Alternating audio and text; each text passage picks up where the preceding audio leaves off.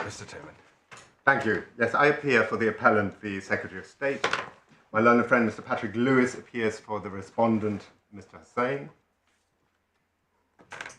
It's one of those rare appeals where you have, I hope, very limited paperwork. You should have a core bundle, a single volume appeal bundle, and you will have, with my apologies, an additional copy of the decision in Khan. You have the reported version already in the bundle, but the unreported is of some significance because my learned friend relies upon the appendices and the record therein of his substance. Yeah.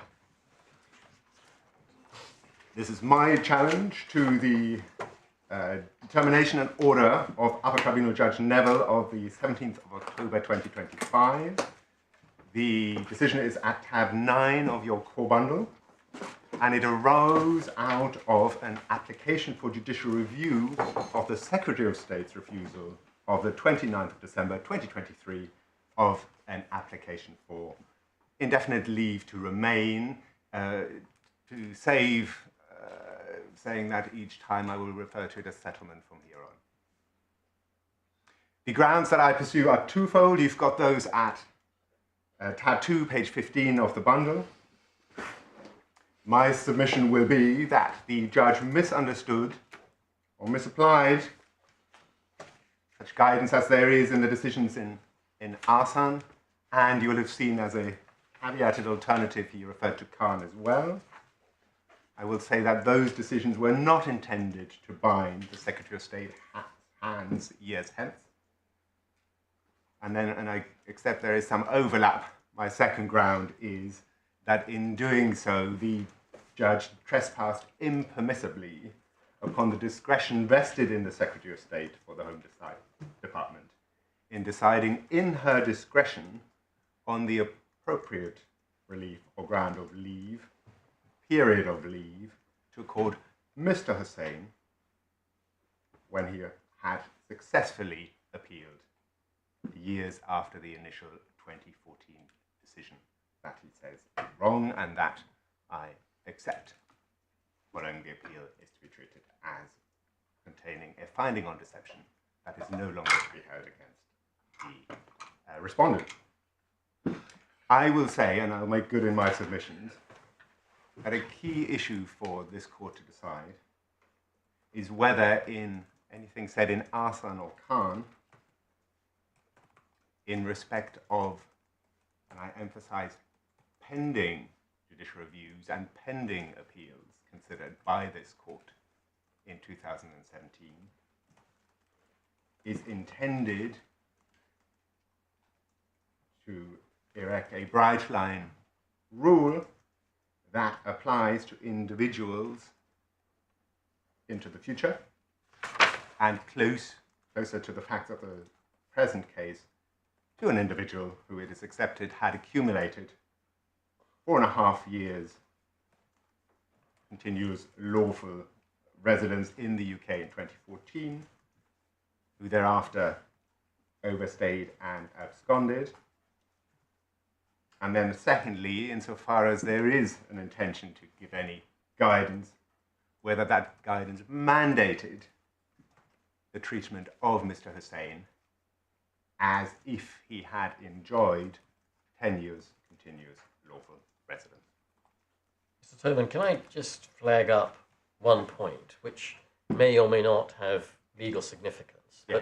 but it may be that you and Mr. Lewis need to address us in due course about it. And the way you've expressed that formulation just now, yeah. It seems to me at least, may in fact capture potentially two classes of case. One is those cases which were already before the court or tribunal in some form. In other words, there were proceedings which had already been launched.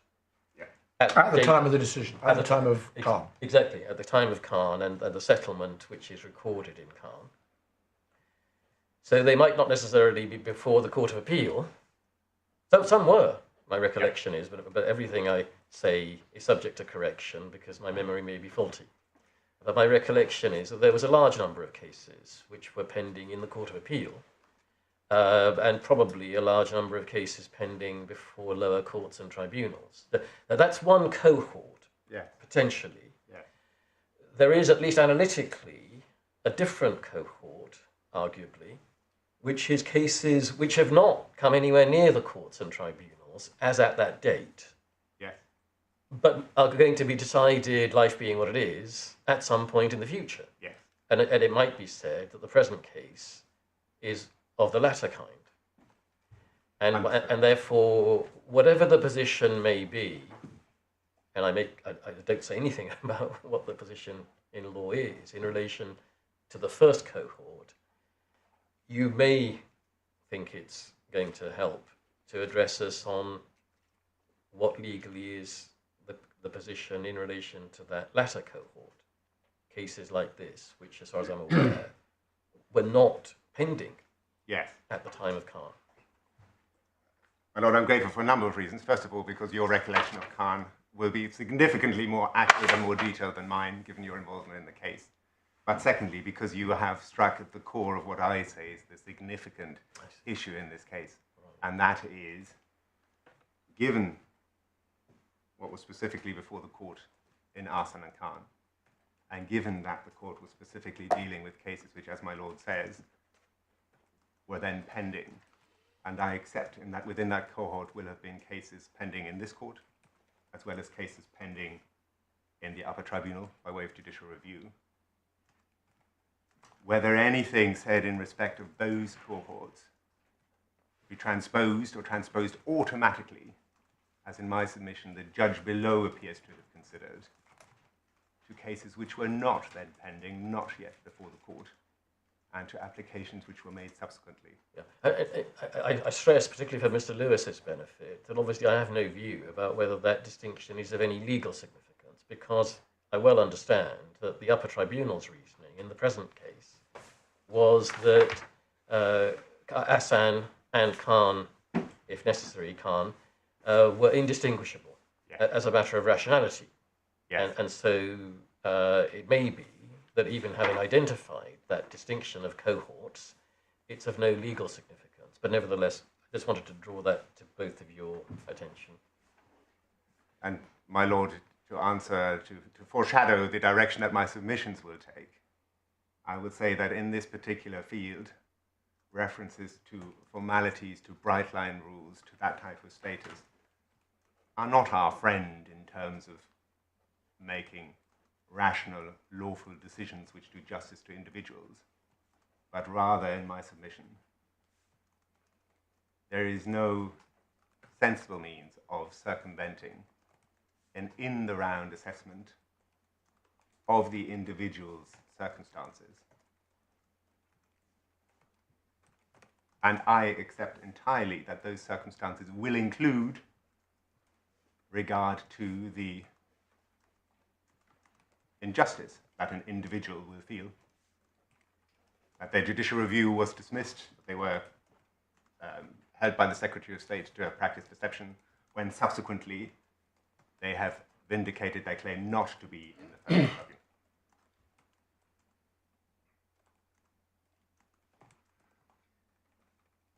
So proceeding along the path that I intend, and I will take any questions, of course, and go out of sequence as required, I intend initially to set the scene.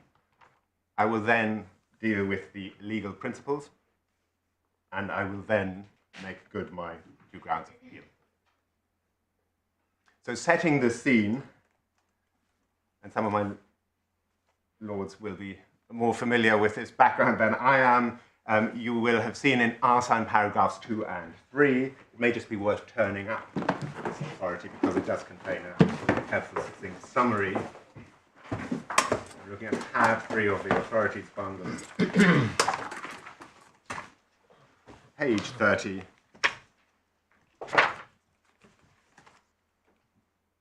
You will see that this refers to a test of English for international communication. I will call it TOEIC from here on. The fact that it provided a secure English language test. That was a test which individuals were required to conduct for some immigration routes, including the Tier 4 study routes, In February 2014, I'm looking halfway down, paragraph 1, BBC Panorama programme revealed that there was widespread cheating at a number of centres, in particularly, though not only by use of proxies to take the spoken English part of the test. And then you'll see it recite that in response to the scandal, ETS requested of the Home Office employed voice recognition software to go back over the recordings.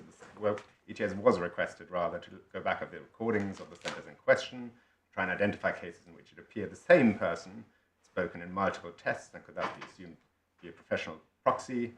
And then it says, in reliance upon ETS's findings that the Secretary of State in 2014 and 2015 made decisions in over 40,000 cases, cancelling or refusing leave to remain for persons who were said to have obtained leave on the basis of cheating in the TOEIC test. And my lords will recall some of those will have been questionable ones, where a proxy test taker was not identified, and therefore the policy position was that a fresh opportunity to regularise the position was given. Others, including this individual, were cases where the ETS had notified the Home Office that a proxy had been identified on the tape, and the consequence of that was that an outstanding application for leave to remain was refused, and a Section 10, this is what we used to call an old-style Section 10 refusal decision, was served, and under the regime as it stood prior to March 2015, and that is the period that we are looking at, the recourse available to an individual in those circumstances was an appeal. However, that appeal had to be brought out of country. There is then paragraph 2, a very broad summary of the TOEIC litigation. I'm looking at the paragraph halfway down where it said there have already been many decisions, both procedural and substantive questions. Criticisms have been advanced by the way the Home Office approached the lack of identifying individuals who had cheated. Some challenges have succeeded. It is the Secretary of State's case that the proportion of impugned decisions that was wrong or unfair is very small indeed. But even if that turns out to be the case, the individuals affected by those decisions will have suffered a serious injustice. And that is the framework in which this court looked at matters in Hossain. Hossain also dealt in part with the situation, the evidential situation in test centres. I mention that only because you will have seen that at paragraphs 33 and 91,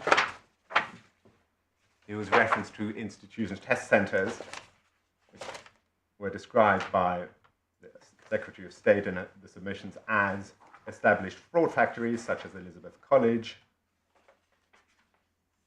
And it was suggested that where the voice files did not record the applicant's voice, no attempt had been made to obtain it. In that case, the case that he or she cheated will be hard to resist. But the Court of Appeal confirmed in paragraphs 33 and 91 that even in those cases, it was not prepared to infer that the need for and utility of an oral hearing challenging that matter capable of affecting the outcome could be assumed to be of no utility. Paragraphs 97 and 98, therefore, in conclusions,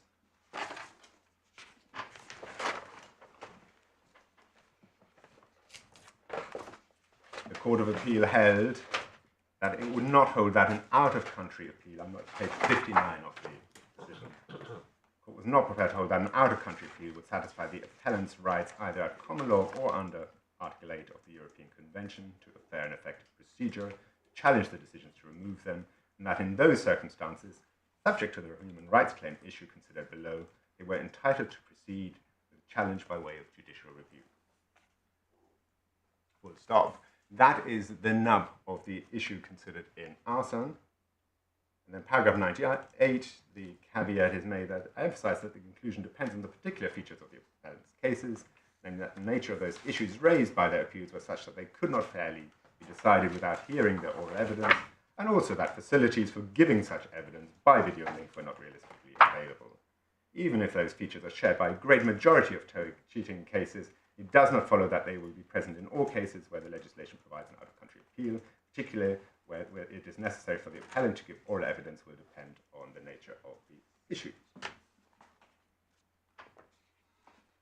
The next issue that arose was that the Secretary of State submitted that nonetheless permission to move for judicial review could and should be refused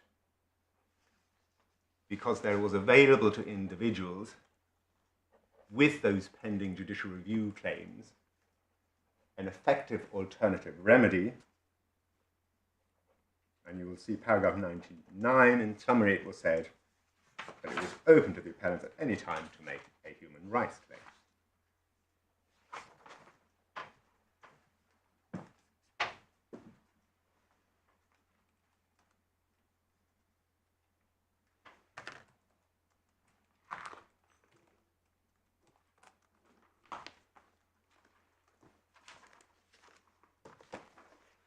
My lord, that is the scene setting of the TOEIC litigation. I'll come back to Arson as to what it decides, but I now wish to pick up the present case again.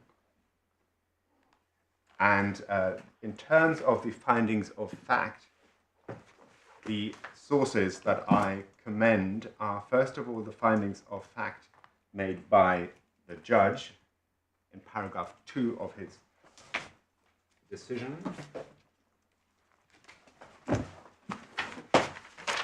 My lords, I'm looking at page 75 of the bundle, where the judge records that the chronology in the claim is uncontroversial. You'll also find convenient summaries of the facts in the chronology of the summary grounds at page 93, or rather in the decision letter at page 93, and in the summary grounds at page 149. But given that the facts are not, or the material chronology is not in dispute, I will take those facts, I hope conveniently, from page 3 of my skeleton argument as a reference point. And you will see from that that Mr. Hossain entered the UK on the 18th of October 2009. He enjoyed leave to enter as a Tier 4 student, valid until 30th of June 2012. That leave was subsequently extended to 31st of July 2014. And my lords will note that that's where I derived the 4.5 years of years plus of continuous lawful residence. There was then a further application for leave to remain as a Tier 4 student made on the 3rd of February 2014. That application was supported by a secure English language test certificate obtained from attendance at Elizabeth College Test Centre on the 20th of March 2012. And then you recall from the chronology we looked at a moment ago that it was in early 2014 that the Panorama documentary was screened. ETS then conducted voice analysis of audio files, including Mr. Hossain's test. And now paragraph 10 of the skeleton argument, on the 2nd of May 2014, the leave of Mr. Hossain was curtailed on the grounds of deception. And my lords, again to set the scene, page 171 from the grounds of the applicant, you will see at that stage of his immigration journey, the application for Tier 4 student leave was made on a certificate of sponsorship letter issued by Blakehall College, submitted a TOEIC certificate with application to meet the language requirement. In other words, in order to embark upon further course of study. I'm so sorry, which page was that? That was in the initial judicial review grounds in the core bundle at page 171. Yes, which paragraph? Paragraph 5. Oh. And how long was that application for?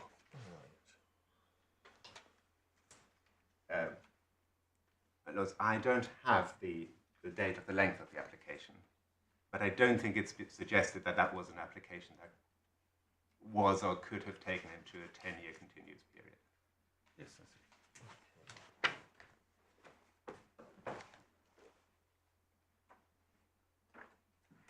The application was refused on the 2nd of May. and served at the same time was a notice of removal. And my Lord Justice Singh will recall that we are chronologically in the old Section 10 period at this stage. In other words, right of appeal was granted out of country. 8th of June 2014, Mr. Hossain lodged an application for judicial review, and on the 1st of April 2015, permission was refused on the papers and the claim was certified as totally without merit in view of the out-of-country appeal.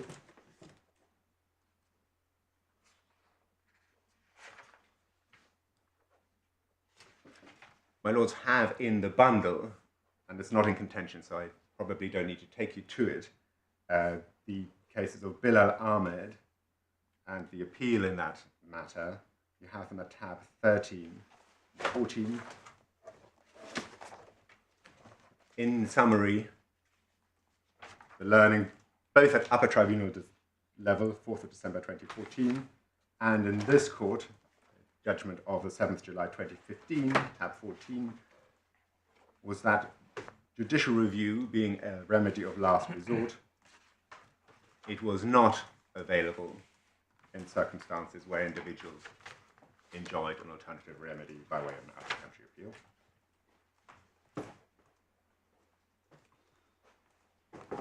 And my lords, from the 8th of December 2015 onwards, Mr. Hossain overstayed and absconded. Sorry, from what date? 8th of December 2015. Yep. That's your paragraph 12. My paragraph. Yep. Now, when you say absconded, can you give us a bit more details, please, Mr. Toby? Yes, the obligation, as my lords will know, upon a grant of immigration bail and temporary admission, is one of reporting at regular intervals. That did not occur up and until Mr. Hossain resurfaced and got back in contact with the Secretary of State in 2018. Yes, my lord. Sorry, can I just ask you for, like my lord, for a bit more detail about this? If we just break it down, if you don't mind. I'm familiar, particularly when I used to sit at first instance, with lots of cases that I used to see about temporary admission, but they tended to be where somebody had come to the port of entry and rather than being given leave to enter, was given temporary admission. So that has a legal concept. Yes. And it usually have conditions attached to it, such as police station reporting, things of that sort. But in this case, the respondent had leave to be in the UK for a number of years by this stage. You've also mentioned the concept of temporary bail. Yeah. Can you just explain how, on the facts of this case, I mean, are there documents we can see which show him being given either temporary admission or temporary bail and the conditions attached? No, there are not. Okay. And just so I do not overstate this and to keep this at the level of generality Yes. that it was set out in the evidence below, Yes. you will see the way that it was put in the summary grounds. Right. Can we look at that, please? Yes.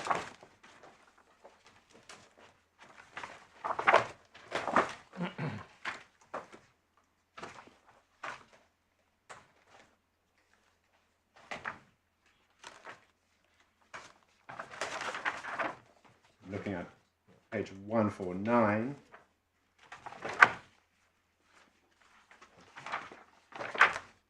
Is that under immigration history? Immigration history. Yeah, thank you. You will see that within days of service of the removal decision, applicant was detained. I see. Right. Sorry, I'm not keeping up with you. Yeah. Page 149 Yes. is then the lodging of the judicial review claim. Oh, I see. Yeah. Then the applicant is released from detention. Yeah.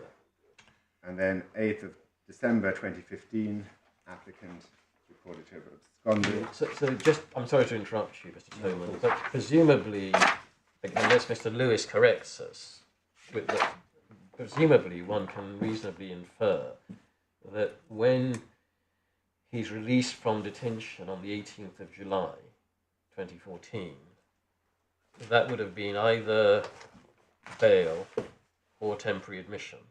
Yes. And therefore there would have been, in all likelihood, some conditions attached to Yes. that, including reporting to a police station.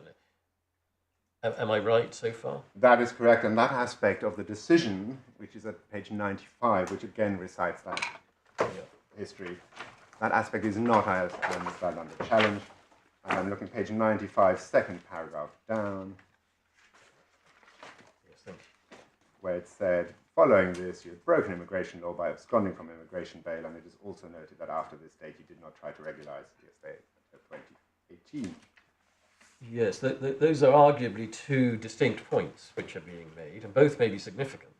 But one is that you've absconded from immigration bail, because that's a breach of UK law. Yes. Whether or not you try to regularise your immigration status, but I think the second distinct point is being made that you did not try to regularise your stay until you claimed asylum 3 years later. Yes. I'm sorry, I was a lap behind. Where are you making that? Where was the last reference? Page 95 of the court. In the judgment, in the decision. Yeah. Thank you. And my lords are quite right to point out that this is evidenced at a level of generality. My lords are also experienced in this field enough to know that absconding comes in various forms. It is not suggested that this was one of the worst forms. It's not suggested, for example, that deliberate further steps were taken to hide identity, to live undercover, etc. All that I'm relying upon is those matters at the generality that they are set out. And as I say, I don't understand them to be contentious. Thank you.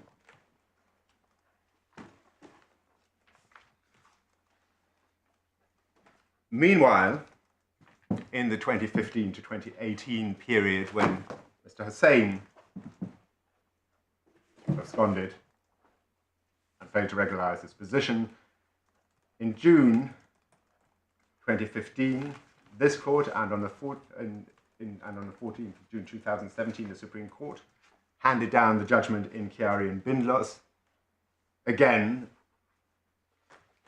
I don't think there's any issue in principle as regards what that decision determined, but my lords will recall that it found that in respect of deportation appeals certified, there were unanswered questions in both those cases as to the effectiveness of the out-of-right appeal route. Let's do two forms. One, the degree to which deportation contests under Article 8 were prejudiced by the removal, family rights were severed, and two, concerns as to the effectiveness of the out-of-country remedy and the reliability of that route as a means for individuals to give oral evidence from abroad.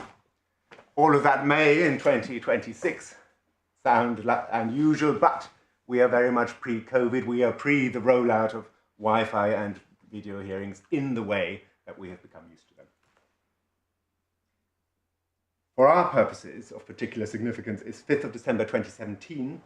That's when this court handed down the judgment in Hossain that I will go to in a moment.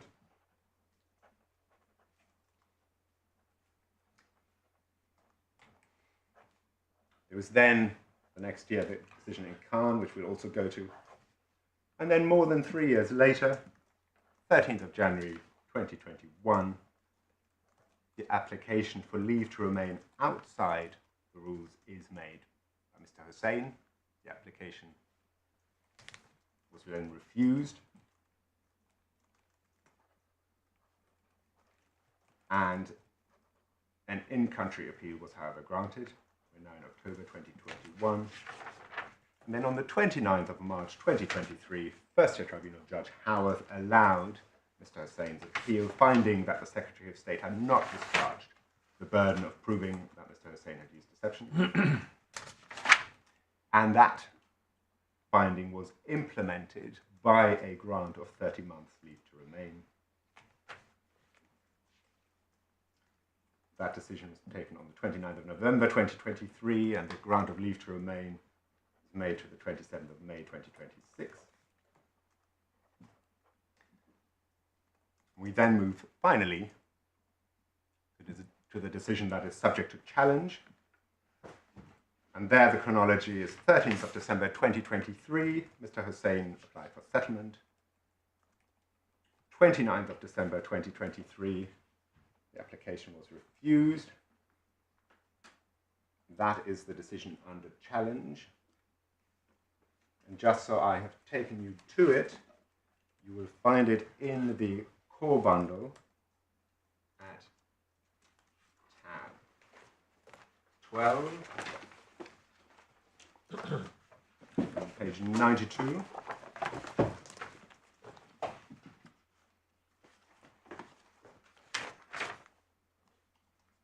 You'll see one of the immigration histories that I commended to you earlier at page 93. Page 94, you'll see the reasons spelled out. And my lords will note that the closest paragraph under the immigration rules relied upon is 276B, requirements to be met by, as it then stood, requirements to be met by an applicant for indefinite leave to remain on the ground of long residence. And I'm looking at 1A. He has at least 10 years continuous lawful residence in the United Kingdom.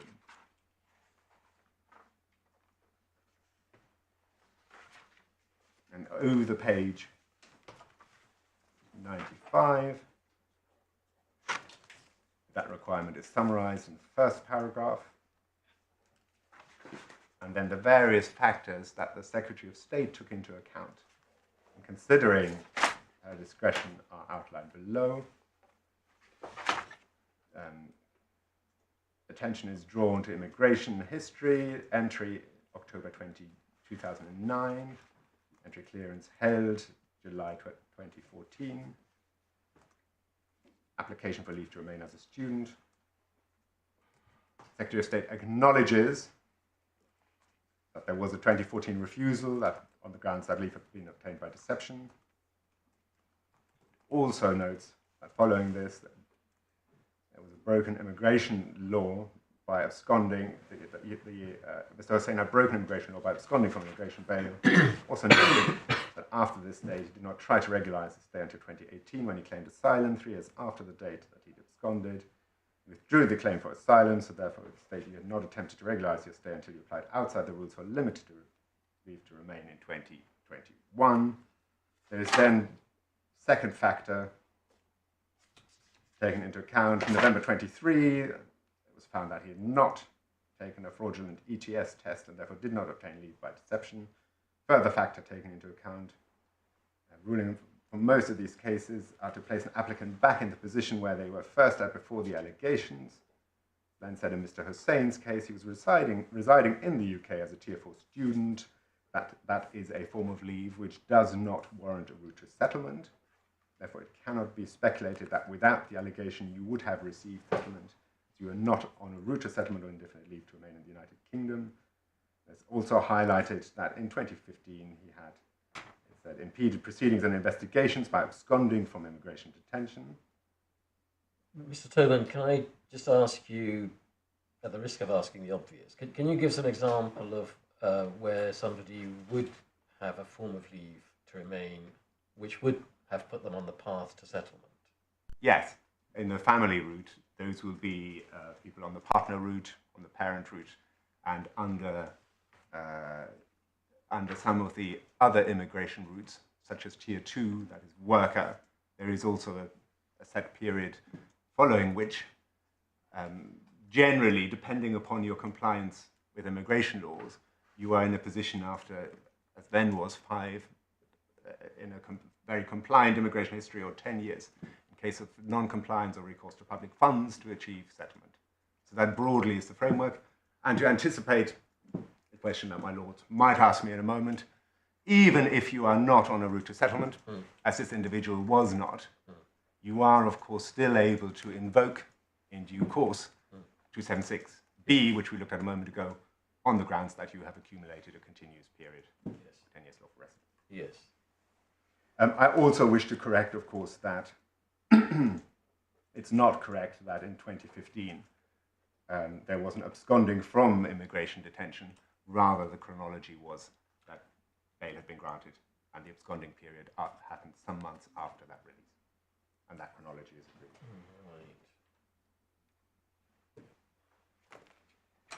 It's then said that it can also be stated that you previously granted leave to remain under family and private life in November 2023. That was the very recent grant, that you were then put en route to settlement. Once you've completed this route, you will be eligible to receive ILR, and decided that you will not warrant a grant of ILR outside immigration rules as you were not previously en route to settlement. Therefore, you do not believe you have included in ILR.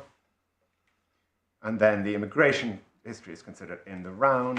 October 29, lawful continuous leave to 2014. Had no leave between this date and the date you granted leave to remain. During this period, you were regarded as an overstayer. As a result, you've completed approximately 5 years continuous residence, and therefore you have failed to meet the requirement 276B.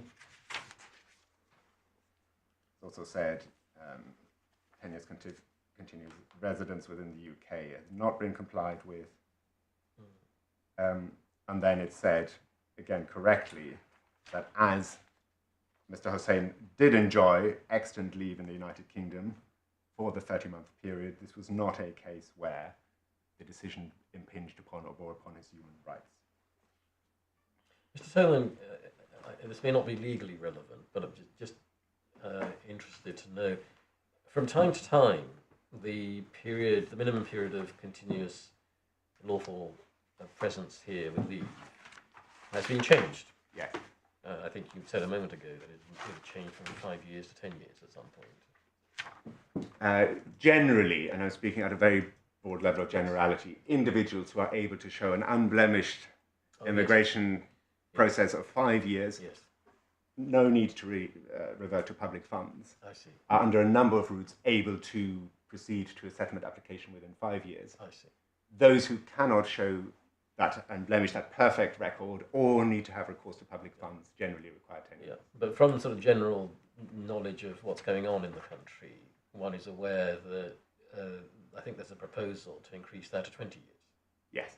So if a change like that does take place, is the consequence that someone in this respondent's position then has to meet whatever the then requirement is, or can they rely on the fact that it's a 10-year requirement at the moment? The unhelpful answer is that may depend upon whatever transitional rules are made by the legislator at that point. No, that's not unhelpful. That's often the case, and my Lord Justice Newey will have come across changes in legislation in the landlord and tenant field, for example. You often have transitional phases. I understand that.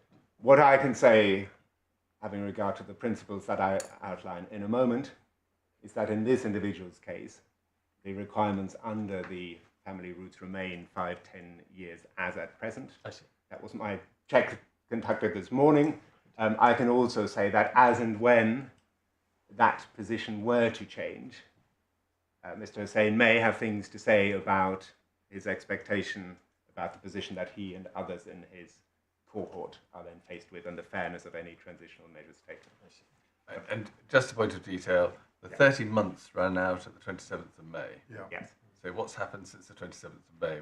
What's the position now? The position now is that Mr. Hossain would need to make an application for an extension. I haven't checked, I'm not aware if that has occurred yet. But what I can say that in terms of regularizing his stay and in terms of, again, reaching a fair decision in his case, any such application would need to be considered in the context of him presently having succeeded, remaining the successor in his application for leave to remain, accordingly, him not being at present in the United Kingdom in breach of any immigration law, and in the context of requiring him to be given the requisite fair opportunity to regularize his stay, depending on the outcome of this judgment. My Lords, if it may assist, I am aware that he has made an application, and that is outstanding. Yes, I see. Those instructing me are also aware of that. I apologize. I appear to be the last person in this room to get up to speed on that. I'm grateful. Yeah.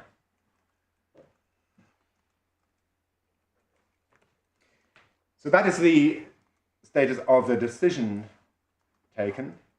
There is then the challenge by way of judicial review that was issued on the 1st of February 2024. You have the full JR grounds at page 155 of the core bundle. Unless there's any particular points on that, I don't propose to take you to them, but rather I propose to pick up the chronology again at the time of the decision of Judge Neville, and that is on the 17th of October 2025, and you'll find that at page 74 of the bundle.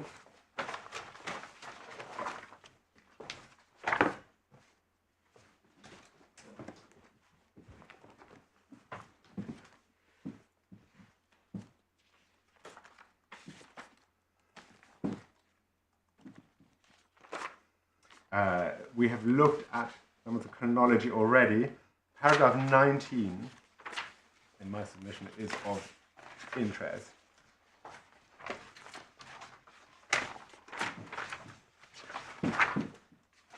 Because we begin there with a discussion section. And the common starting point was that it was accepted that it had never been the applicant's case that the First-tier Tribunal decision nullified or rescinded the respondent's 2014 decision by operation of law. Instead, and this is the nub of the dispute between the parties in the Upper Tribunal, the suggestion was that the respondent was obliged to treat the applicant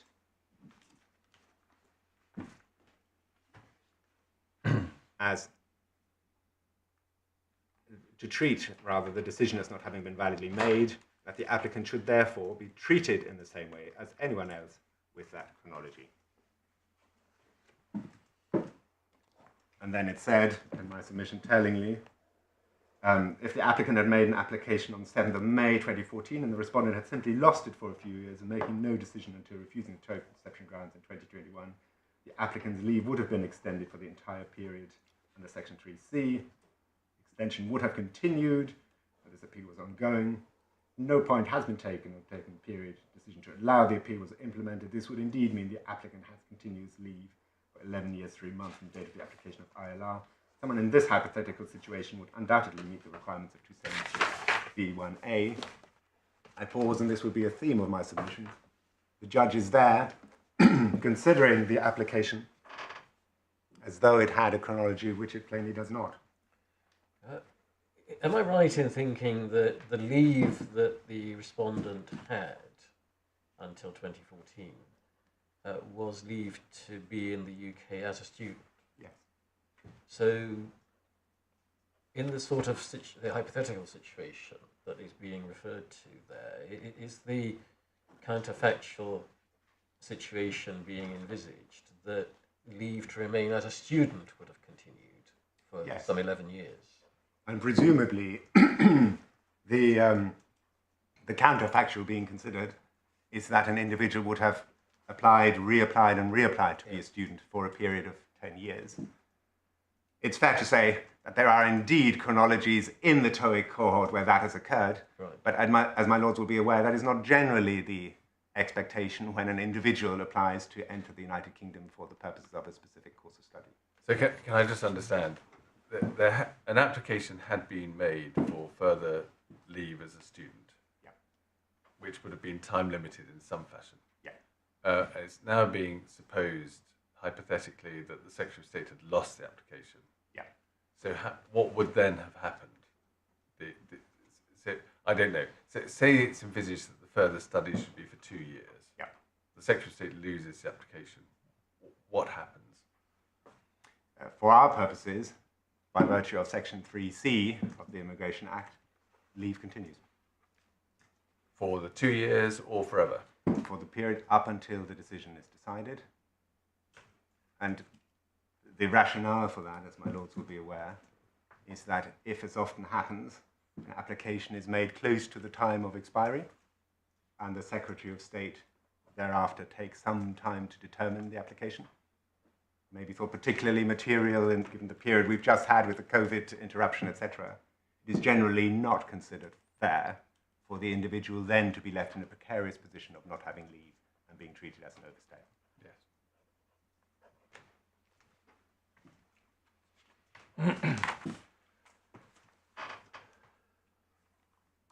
There's then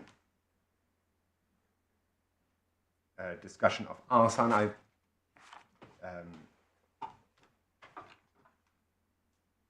There's extensive citation, paragraph 21 of the judgment. And in fairness to the judge, I should point out that at paragraph 20, he does record that the Court of Appeal in arson was concerned with how a human rights appeal can be an effective remedy in the absence of Section 10 decisions being quashed. Section 10 decisions being quashed. That I accept. That is what I say is the proper analysis of what this court was considering in arson. There's then a summary of paragraphs 120 and 121, which I will return to in the actual judgment. In paragraph 22, it is said that the guidance in arson, I'm looking halfway down the paragraph. While the court's guidance concerns when permission to claim judicial review of Section 10 decision should be granted, it stands as a statement of principle upon which individuals are meant to rely when deciding to pursue a human rights claim rather than judicial review proceedings. If a windfall would accrue, whichever route was taken, this is no more an escape valve for the respondent than the irremediable detriment discussed paragraph 120 can operate for such an individual. And in my submission, that is the first error of the judge. Which bit? The first. The first. The first. In other words, The sentence up to if a windfall. Yeah. It's the sentence before that. You're saying. Yes. Yeah. In my submission, a reading of Arson's express terms of the judgment, and I'll go to that in a moment. It was not intended to stand as a statement of principle, a bright line rule,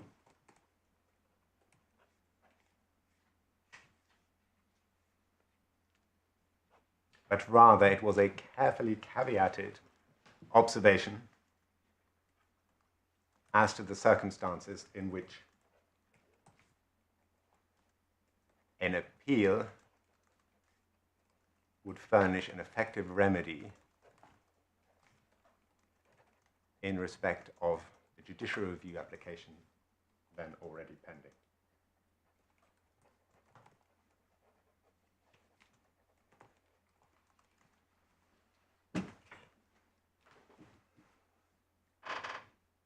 Paragraph 23, the judge rejects the suggestion that Section 3C leave period is qualitatively different. There's then a comparison made with AF's situation. I'll go to AF's case in a moment. Was AF one of the Hossain cases? Yes. Yeah, which is why we will go to it.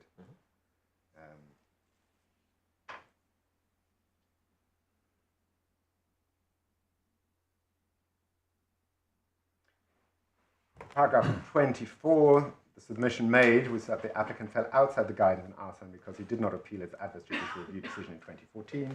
The Court of Appeal was only concerned with those cases before it had stayed awaiting it. It's the point discussed with my lord at the outset of my submission.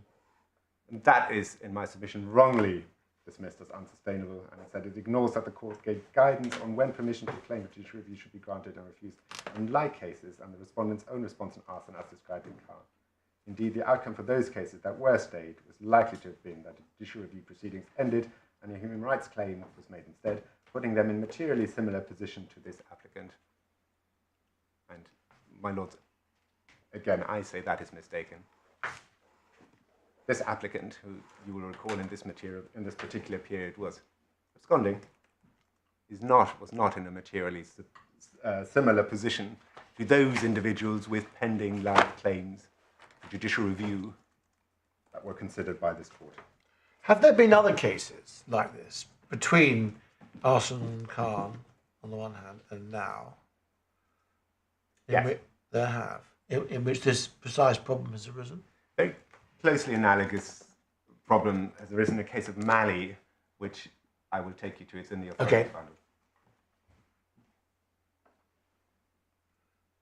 And then paragraph 25, it said, beyond any rationale, the applicant took appropriate steps to challenge the 2014 decision, given it transpires his claim was certified by the Upper Tribunal totally without merit, cannot now be criticised for failing to apply and appeal to the Court of Appeal. My submission, it is not, whether one frames it as a criticism or not, he simply was not an individual who took that appeal step, as the others did that were before this court. In my submission, he can be criticised for absconding. He can be criticised for not taking steps to regularise his position earlier. And then paragraph 26, that submission is rejected by the judge. All that is left is matters of delay and absconding. And then he agrees with Mr. Lewis that the applicant cannot be rationally disadvantaged by reason of failing to bring his proceedings that were contrary to the settled law at the time. Little else he could do apart from leave the United Kingdom or remain here without leave. Again, I pause. 3 options open to the applicant at this stage. 1, leave the United Kingdom. You recall that his position at that time was that he had applied for a further course of study. Course of studies, no other ties to the United Kingdom were relied upon at that time. Option 2, appeal to the Court of Appeal. That is what the Hossain and Khan courts did. And option 3, advance any other basis upon which he claims he has a legitimate claim to remain in the United Kingdom, as he subsequently sought to do in 2018 with the asylum application. So there are those 3 options open to him. It's then said the applicant claimed on 27th July 2018, claimed asylum 2018.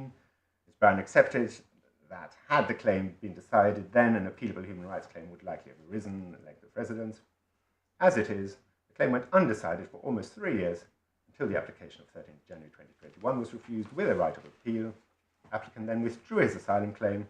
When this was, as Ms. Brown submitted, his choice, no one has sought in these proceedings to suggest that the claim was made in bad faith. Indeed, my lords, I don't claim that it was made in bad faith, but in my submission it is again a material factor in considering the immigration history of an individual who says the only rational response of the Secretary of State to my settlement application is to treat me as though throughout this period I had continuous lawful residence. Paragraph 27, the issue of regularising his stay is dealt with.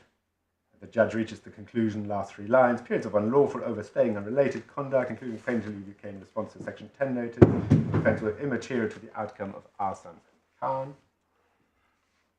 My submission, and I will take you to this, one is dealing with a very different order and chronology in the cases in Hossain and Khan, with claims already pending. And in my submission, it would have been difficult to criticise individuals who had appealed, who had pending live appeals and pending claims before the Upper Tribunal for failing to leave. And then paragraph 28, the judge says, it's important to recognise that the Court of Appeal in Hossain did not purport to create some form of new immigration rule or freestanding legal principle. On that, the judge and the Secretary of State are ad idem. And then he said, indeed, it is recognised that a limited number of people in a particular position had not been afforded an adequate remedy as regards the Section 10 allegation of deception, and he held that the respondent was obliged to rectify this by the way in which she approached the implementation of a successful human rights appeal. Full stop.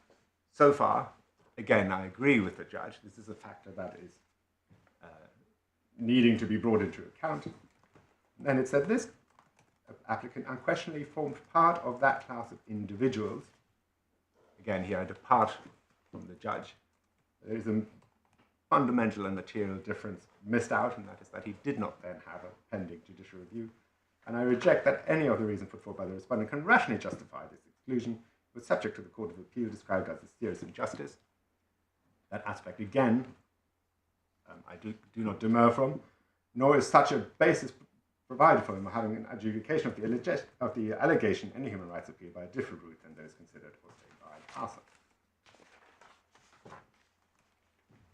There is then paragraph 29, a caveat made. It said that settlement is a privilege, that there are several requirements, and the judge observes that a hypothetical example of someone in the same position as the applicant committed serious criminal offences during the period in question may fall out with the Hossain Court entitlement. paragraph 30, the judge says that the disposal of the claim is that the appropriate relief is for the decision to be quashed so that it can be redecided, and I emphasize, according to my conclusion, that the only rational approach, absent information, is to treat the applicant as meeting the continuous residence requirements in 276b1a. The rule's other requirements remain at large. And then he says he's reached that decision without recourse to Khan, but nonetheless have accepted in the present case it cannot rationally be distinguished from the respondent's agreement as recorded in the Court of Appeals for the reasons argued by the applicant. Can I just take you back to the middle of paragraph 29? Yes. There are some hypothetical examples given, which are of some interest. Somebody who commits a serious criminal offence, and someone who goes to prison, and the judge accepts that nothing in us would prevent the respondent from treating that as breaking the continuity of leave. Yes. So far, so good. But then he postulates the scenario where a person is committed a serious criminal offence but has not been imprisoned. Then he says the respondent would likely find the residence requirement in the rule was met. Do you accept that?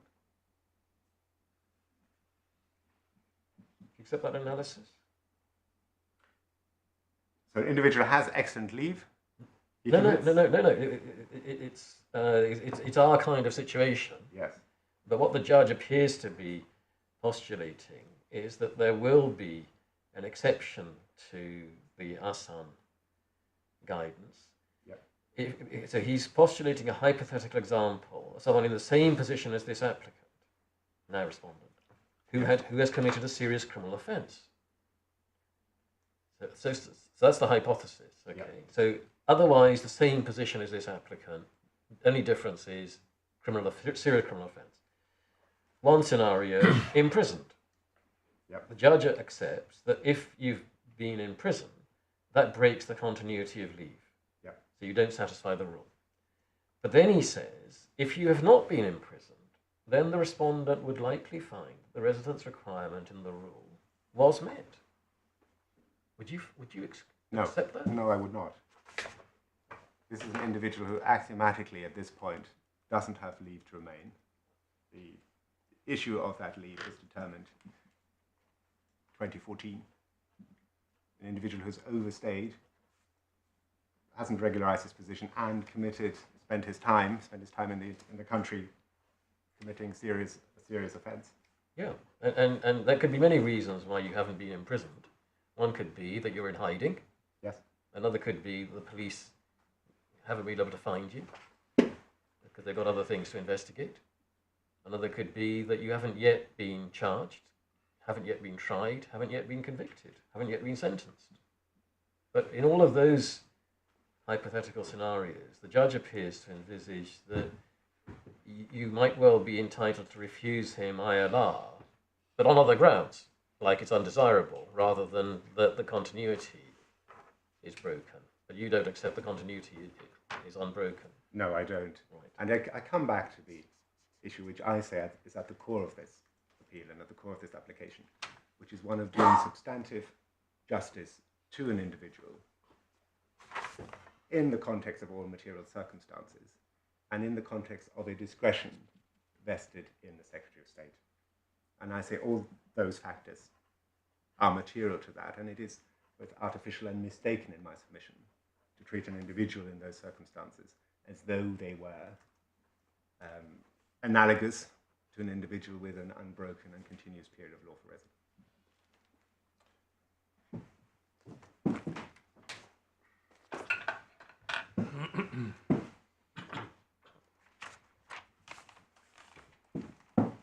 Lord, unless I have any further queries on the background and the circumstances, I then wish to move to the legal framework. I will take that in the following stages. First, I will outline the general framework, then I will look at Hossain and Khan, and then thirdly, I will look at just very briefly at the historic and historical injustice cases that my learned friend relies upon.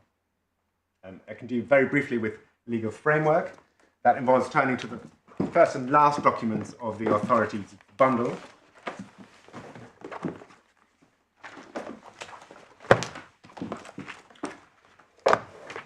First, in tab 1, you have Immigration Act 1971, Section 3.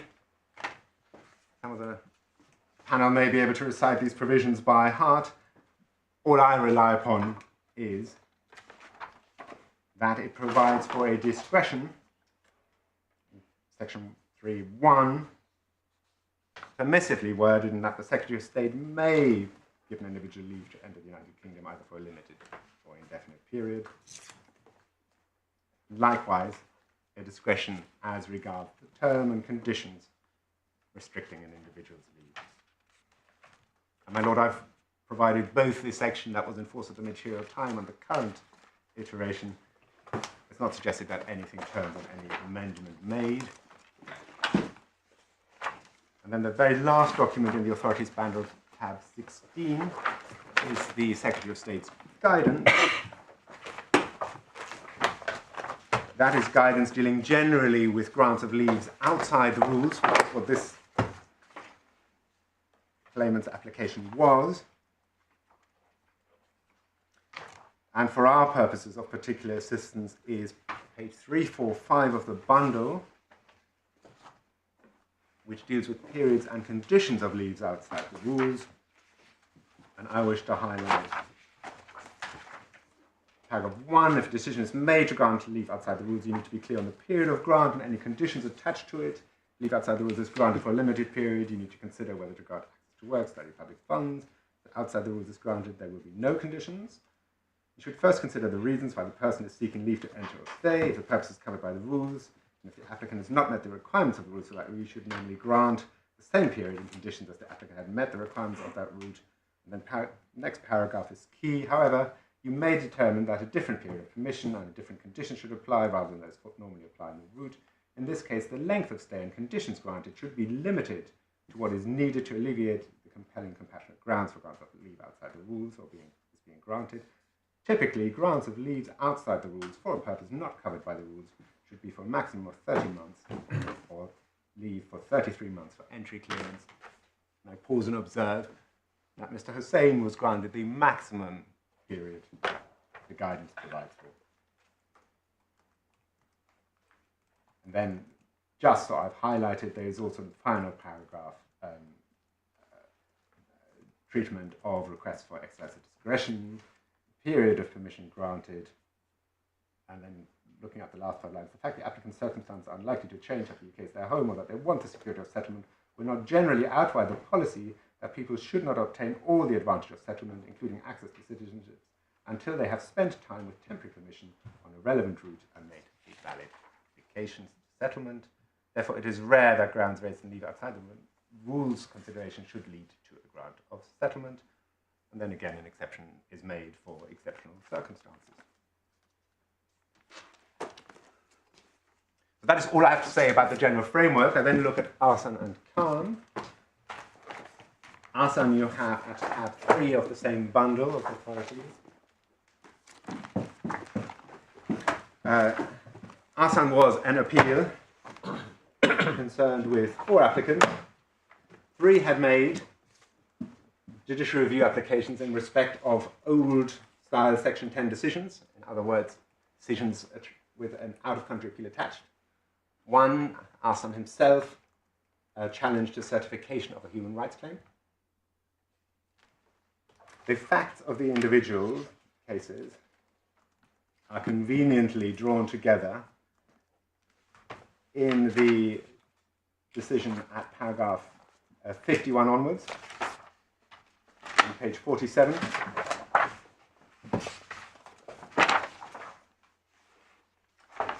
HK, age 38,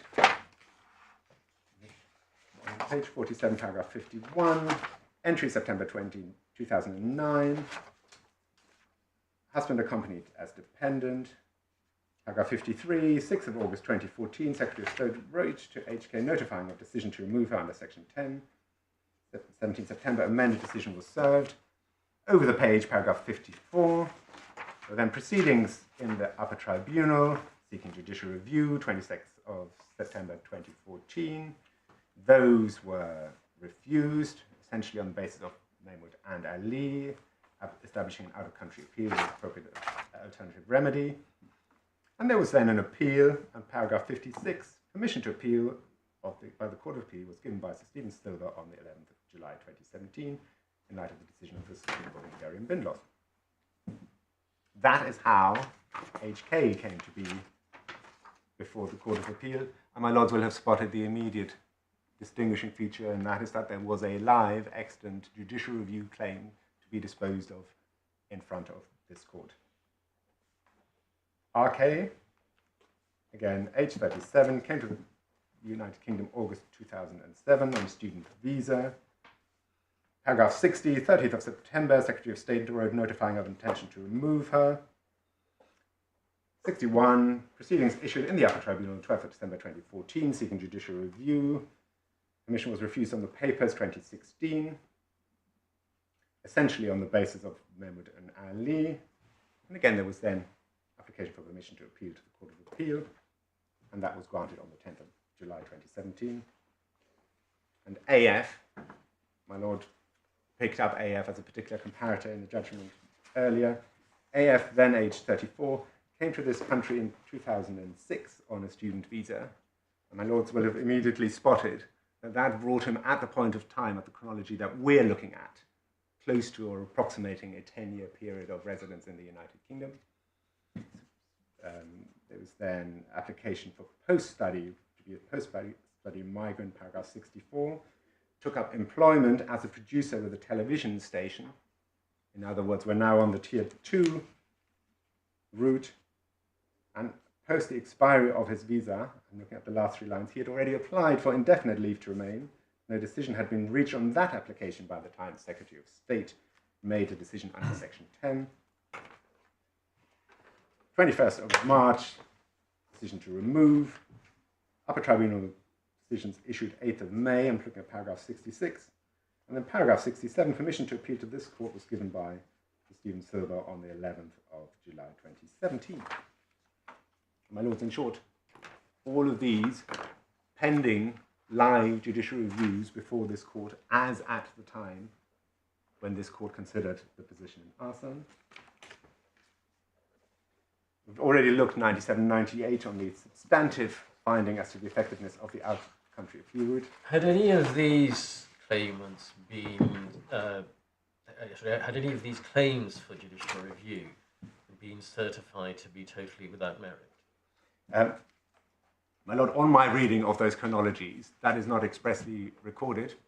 And just so I've addressed it, you will be aware that the consequence of that is that an individual does not then have an entitlement to a oral renewal. It does not, however, impact upon their entitlement to appeal. Yeah, so just to be clear, whether it's brought in the High Court, in the Administrative Court, or in the Upper Tribunal, the normal procedure is you have a decision on the papers first, yeah, and can renew your application for permission to bring JR. Yeah. But if the judge who refuses permission on the papers certifies it to be totally without merit, you lose the right to renew it orally before that forum. Yeah. But you can, is this right? You can still apply to this court. Yes, that is the decision. I then turn finally to paragraphs 119 to 124, which are the paragraphs that are featured in both my learned friends and my skeleton arguments, and you will see that the way the issue was debated in that case was, in some senses, a role reversal, in that the Secretary of State was saying the First-tier Tribunal route is effective because we can do all these things for individuals, and the appellants were contending that actually it will still fall short, or there will still be shortfalls in the First-tier Tribunal relief process available, which mean that we should be entitled to proceed by way of judicial review. And it's in that context that the submissions made, paragraph 119, were advanced.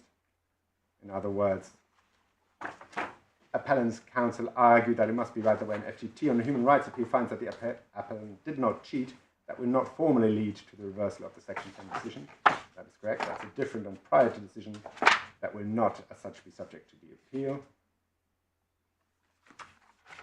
And again, it will be a theme that the observations of this court are caveated and 2 lines down, but I would not regard that difference as necessarily conclusive. Sorry, where are you now, Mr. Chairman? Apologies, I'm still on paragraph 119. Yes, sorry, thank you. 6 lines down, but I would not regard that difference as necessarily conclusive.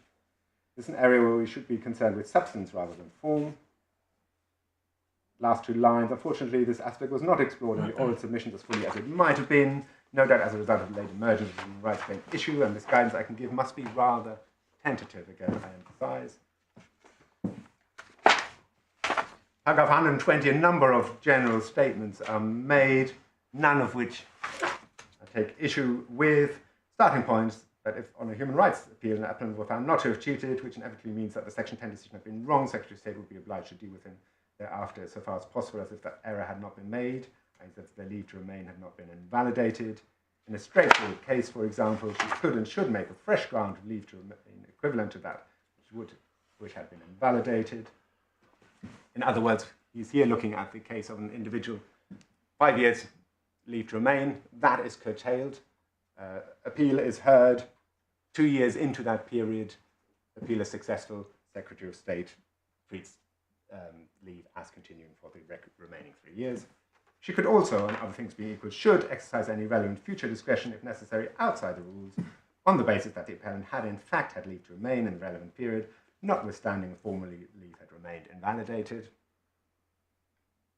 Again, in my submission, in the context of a litigation history on an immigration history measured in months rather than years, may indeed be a straightforward solution.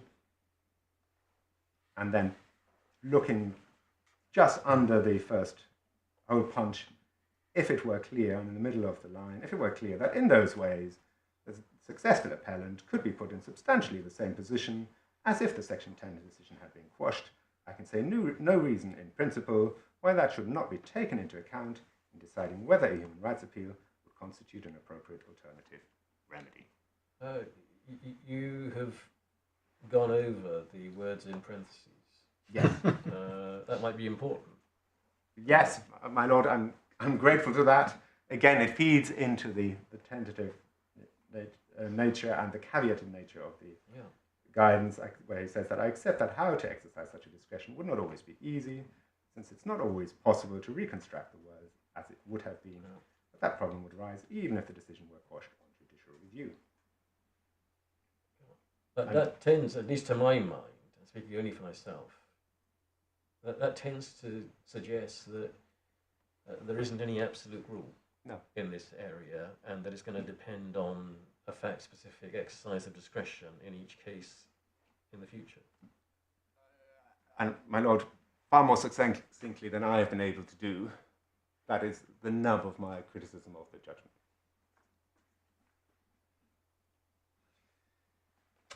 There's then discussion of disadvantages that an applicant may sustain, which may not be recoverable at that point in time. I'm taking this at some speed because I'm conscious my lords will have read this passage in the various skeletons already. Paragraph 121, so far so good, but the law in this area is very complicated, and I'm not confident that all its ramifications were fully explored before us. I do not feel in a position to say definitely that the Secretary of State will always be able to exercise their discretion in the aftermath of a successful human rights appeal, so as to achieve the same substantive result in the form of quashing of the Section 10 decision. Again, carefully caveated, nothing approaching a bright line rule designed to be applicable to applications not before the court, applications not made until years afterwards. And then a number of hypotheticals are again discussed. And the judge concludes, last sentence is, if there were any real doubt about whether in a given case a successful human rights appeal would be as effective as formal quashing of the Section 10 decision, the applicant should have the benefit of that doubt and be permitted to proceed judicial review proceedings. And my lords, that was the nub and the crux of the decision in Hossain. And my lords, it simply does not purport to bind Secretary of State future courts as to the outcome of applications by individuals, such as this claimant, who at the material time did not have judicial review applications and appeals pending before this court.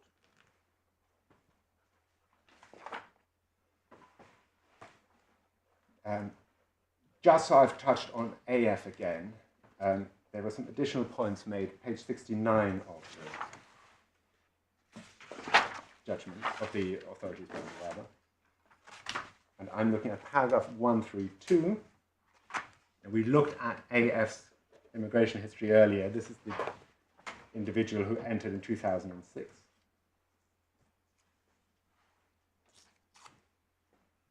And what is said there is that second aspect stemmed from the fact that AF had a pending application for an extension of his leave to remain at the time that the Section 10 decision was served. It was said that but for the allegation of cheating, applications would have been granted, and that would have led to his accruing 10 years lawful residence in 2016 and qualifying for indefinite leave to remain.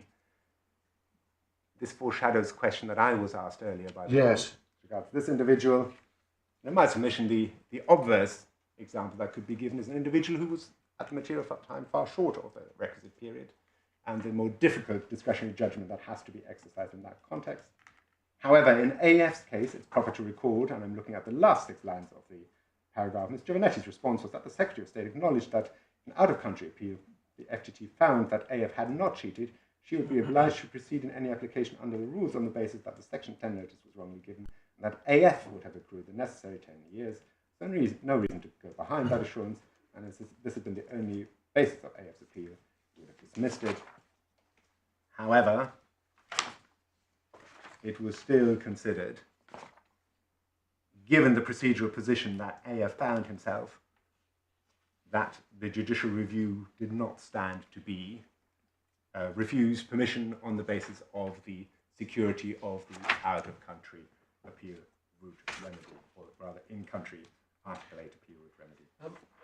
Just, if I may, Mr. Toman, just to generalise from this experience slightly, it's not unusual that courts find themselves in a situation where there is a litigant before them, Yes.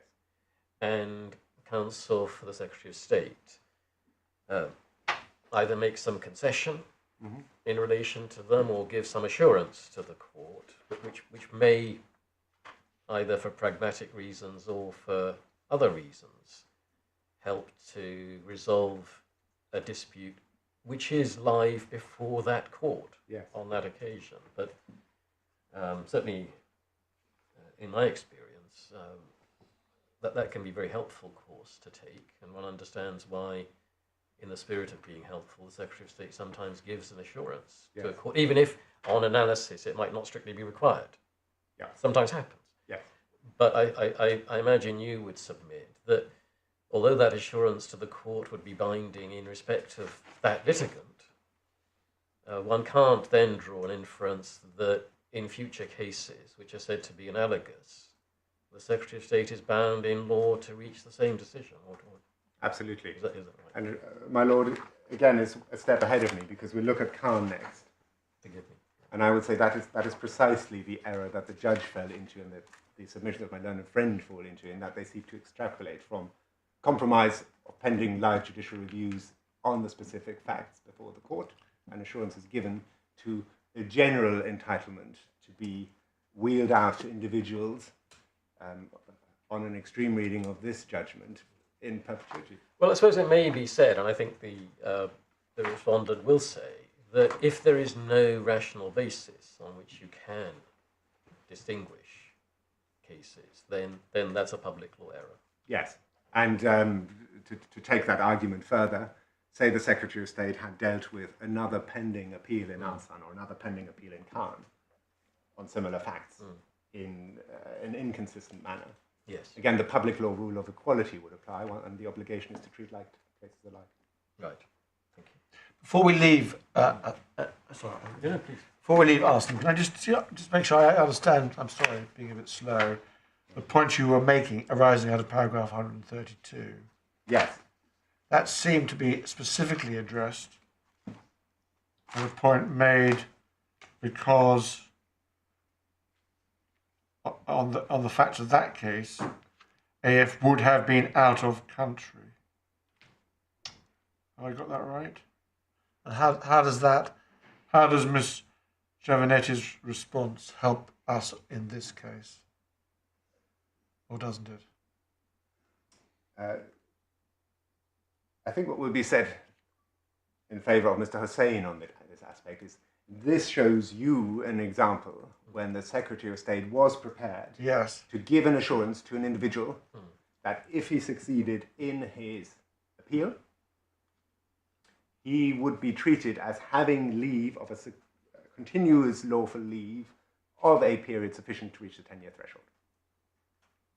In other words, this is a precedent of the Secretary of State granting settlement, ILR, to an individual, albeit the individual would not formally have met the 10-year lawful residence requirement. I will say, and I have said, that the relevant history here is live claim pending and individual had entered in 2006 and therefore was on the cusp at this point in the litigation of reaching the 10-year threshold. He had applied for ILR, hadn't he? Yes. Indeed, as you recall, this was an individual who had moved beyond the student route, which doesn't ordinarily lead to settlement, and was a post-study migrant. And my lord, at the risk of repetition and putting things less succinctly, that again illustrates the importance of looking at matters in the round. I mean, on this very specific facts, he had applied for ILR.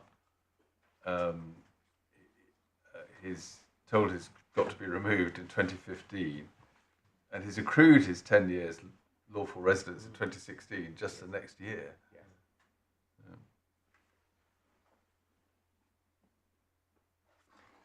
And then move to Khan.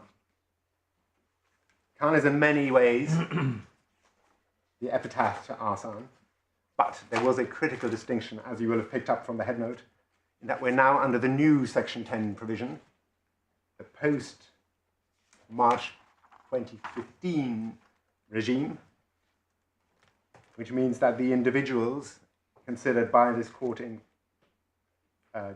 July 2018 did not have and could not be directed down the route of the out-of-country appeal remedy. The only way that these individuals had of challenging a decision the Secretary of State had used deception was by way of judicial review. I'm reading that from page 74, final paragraph halfway through. But for our purposes, you will also see... Sorry, page 74. Apologies, yes, I'm looking at the internal page. And rather page 79, I think. This is the rather eccentrically copied version, isn't it?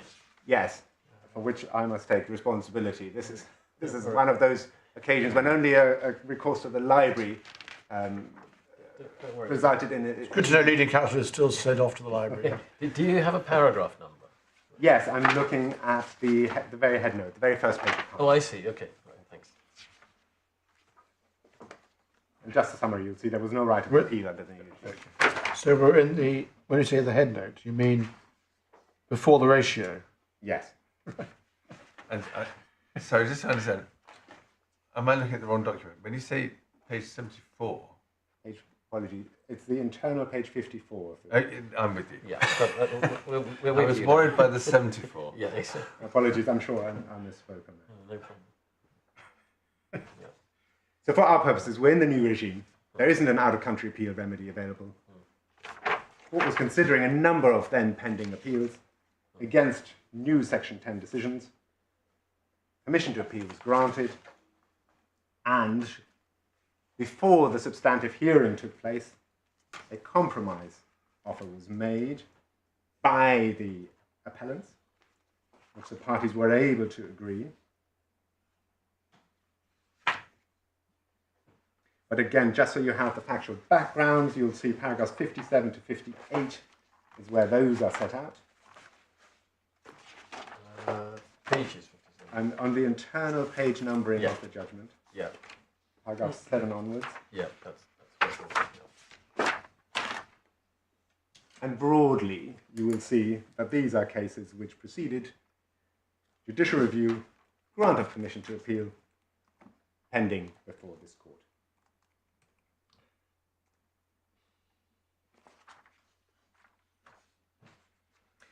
The compromise between the parties is summarized paragraph 22 onwards, and you'll see the offer made by the appellants, summarized paragraph 23. Appellants will submit full particulars of why it would be incompatible with Article 8 and be required to leave. The respondent would either rescind the decision taken, certify it. Both parties of the understanding that in any human rights appeal, the FTT would be able to determine whether or not the appellant had committed TOEIC fraud. And Roman numerals 4, if the appellant succeeds on the appeal on the basis that he did not commit such fraud, in the absence of some new factors justifying a different course, the Secretary of State would rescind the decision 20th July 2016 and afford the appellant a reasonable opportunity of securing further leave to remain.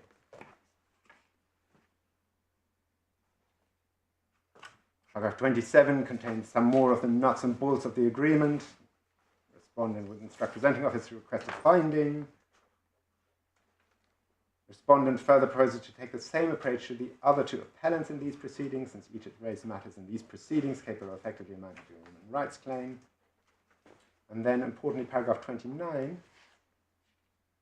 the respondent will further extend a similar offer as that in Hossain to other appellants in cases before this court and the Upper Tribunal. It's anticipated that the vast majority of the cases currently before the court and the Upper Tribunal would be disposed of by provision of an alternative remedy in this way. Then turn to paragraph 37. More details of the offer made. Roman numerals 1, for those individuals whose leave was curtailed and were still able to leave to run at the date of the FTT determination, that there was no deception, subject to any further appeal to the UT, the curtailment decision would be withdrawn, with the effect would be that leave would continue and the individuals would not be disadvantaged by any future applications they chose to make. That again mirrors very closely to what was said in Hossain. Then for those whose leave had been curtailed and where the leave would in any event have expired without any further application being made, we would provide a further opportunity for the individuals to obtain leave with the safeguards of paragraph 3.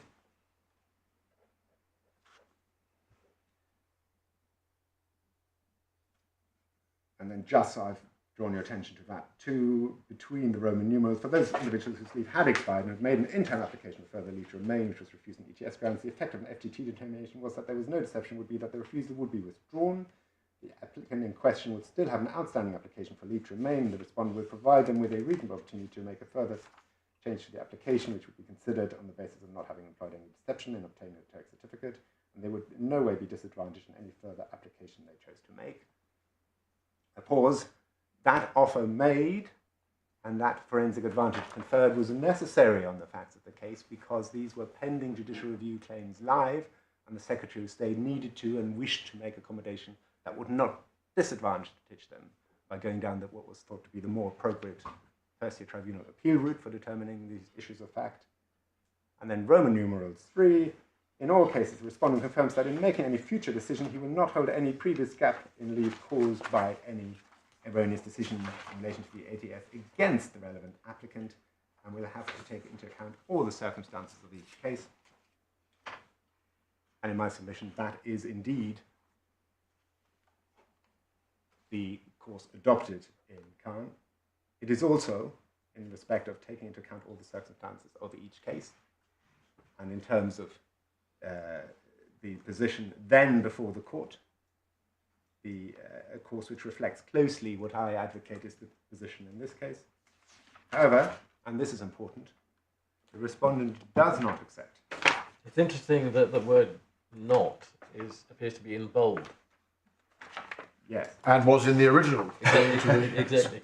So going back to the end of the paragraph. Helpfully noted by the author of the Somebody clearly thought it was important to emphasise that word. And my lords, if nothing else, this paragraph makes as clear as can be the limited position, the limits of the position outlined in Khan.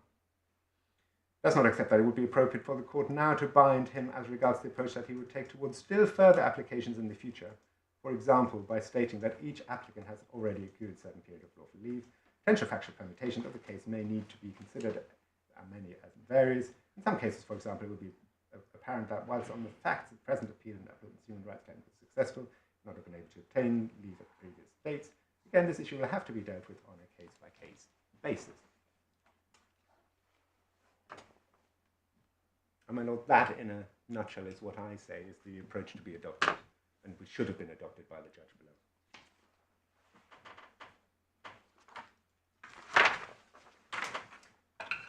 Hopefully within reach, my lords will have the unreported copy of this judgment. And just again, so I have dealt with this. My learned friend relies upon the appendices recording the compromise consent orders in Khan. Those record, as I accept, an agreement in compromising these judicial review claims. I'm looking at Roman numerals 4 of Khan.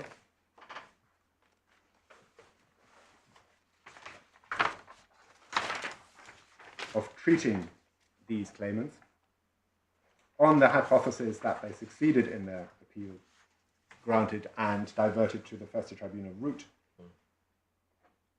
as having had continuously to remain since July 2016, or any earlier period as may be established. Similarly, you'll see the consent orders in Islam and Hossain.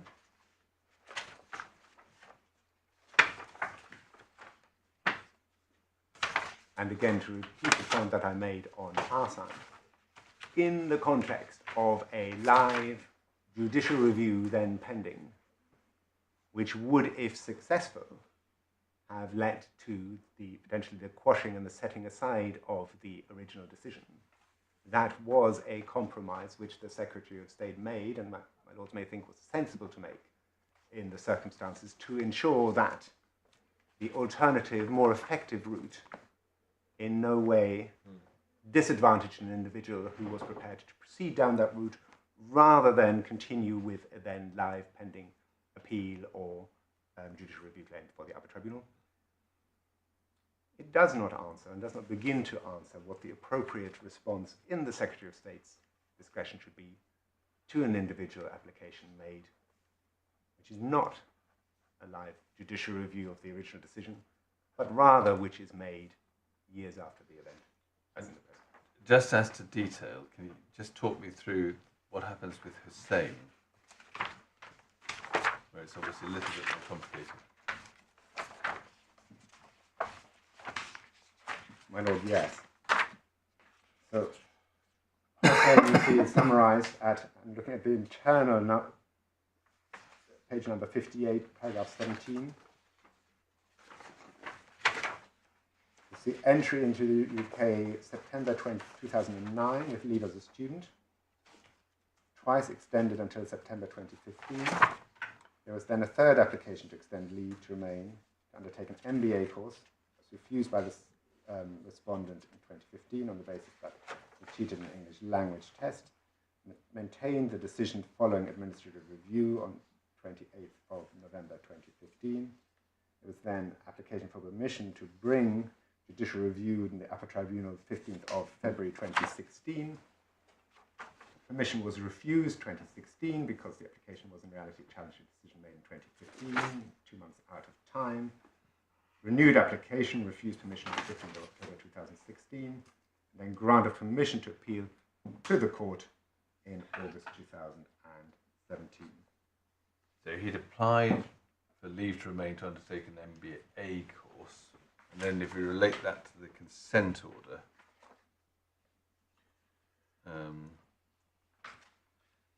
he's given an opportunity to vary his application.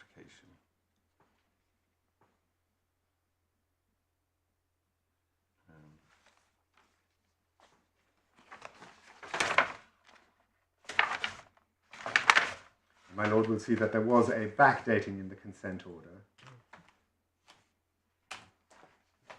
to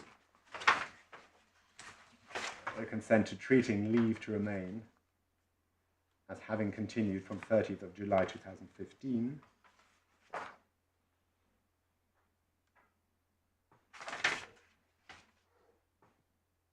And my lord, that would have bridged the period from when the extension application was made and refused, to ensure that even though this individual agreed not to proceed on judicial review, agreed not to achieve the formal quashing of the decision, he would not thereby be disadvantaged by agreeing to go down the First-tier Tribunal route. And my lord, it may be said that there is not a perfect, unbroken immigration history in Hossain. You'll see that there was concern, paragraph 19, decision made, reality challenge to 2015, 2 months out of time. But again, to go back to the theme we explored earlier, an illustration of the need for a fact-specific in-the-round assessment. And one is looking here at an immigration history which is not, as the judge appears to have thought, and as is suggested, one which can simply be transposed or considered to be comparative in any way to the immigration history of Mr. Hossain. But insofar as my learned friend relies upon, I accept that the compromise achieved in Hossain granted those individuals with live judicial reviews before the court with a remedy which achieved that continuity.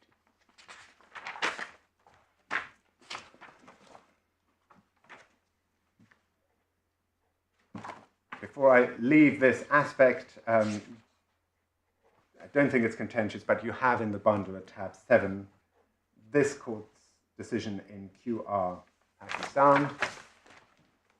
Paragraph, page 161 of the bundle. I've set out the criteria which would have applied to this individual if he had sought in 2021 to resurrect a judicial review application. And in summary, that is paragraph 45, the Mitchell and Denton test. No two cases are alike, but you'll see 46 and 47. This court was prepared to extend time in the context of a challenge to a deportation that took effect in February 2017 for an individual who had written a pre-action protocol letter to the Secretary of State within 6 weeks of Kiarian bin loss.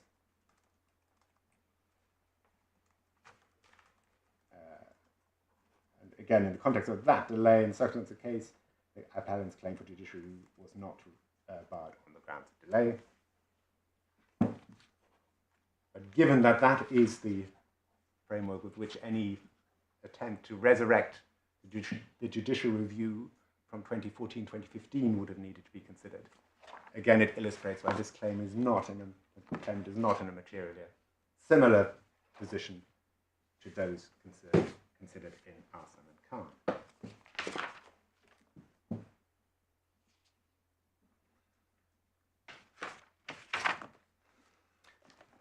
My lord asked whether a similar case had considered, and I mentioned Mali. You'll find that at tab 8 of the bundle.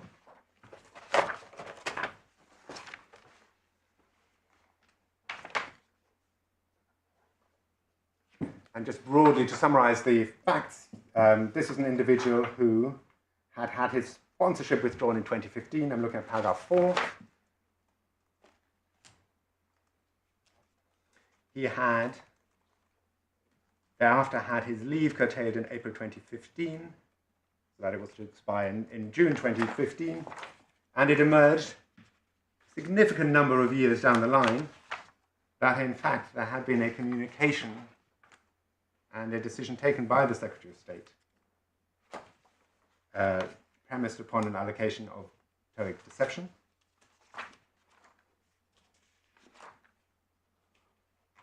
The law on historical injustice was considered at paragraph 14 onwards. Hossain and Khan was considered paragraph 20 onwards. You'll see extensive citations from both.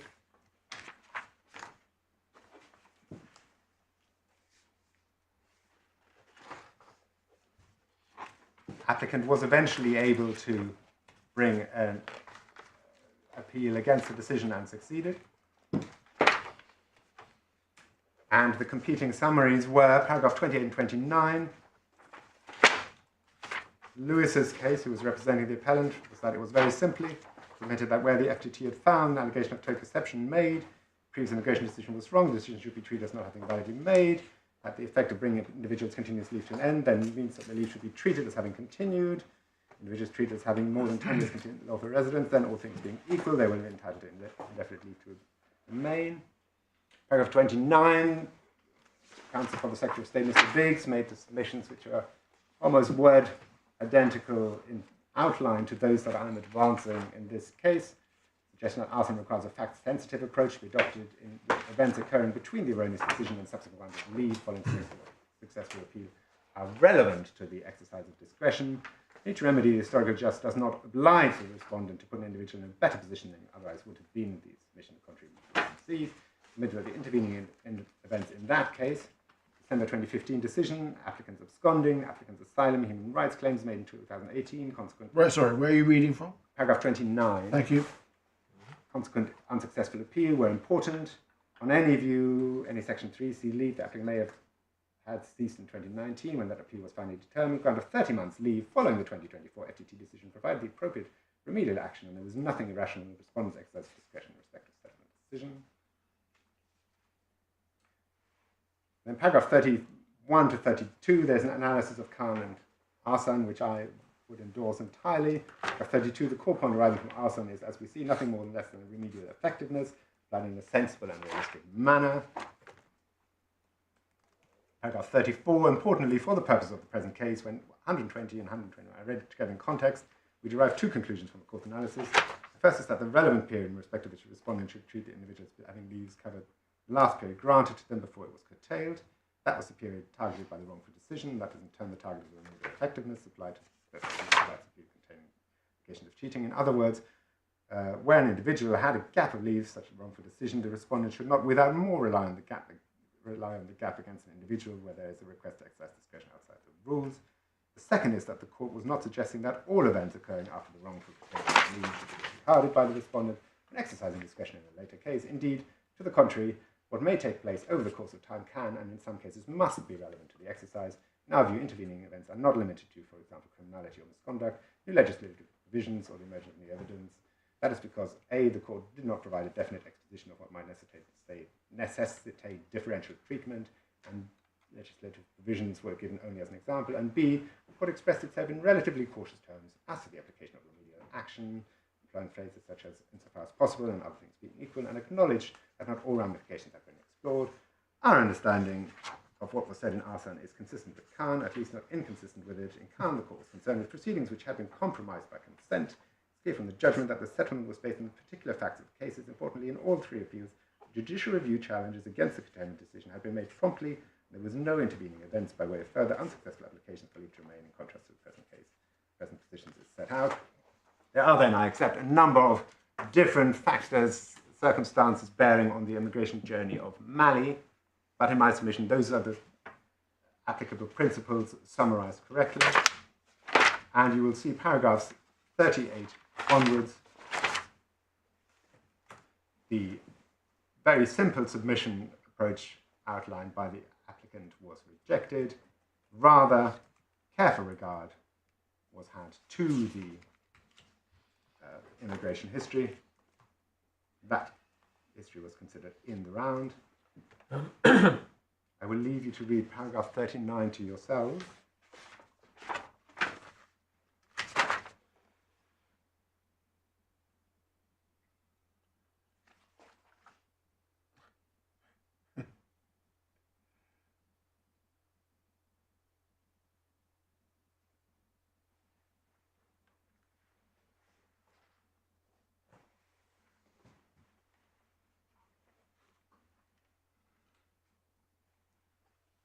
Then discussion of Hossain. That's our case. That's our case. And do they distinguish our case? They do.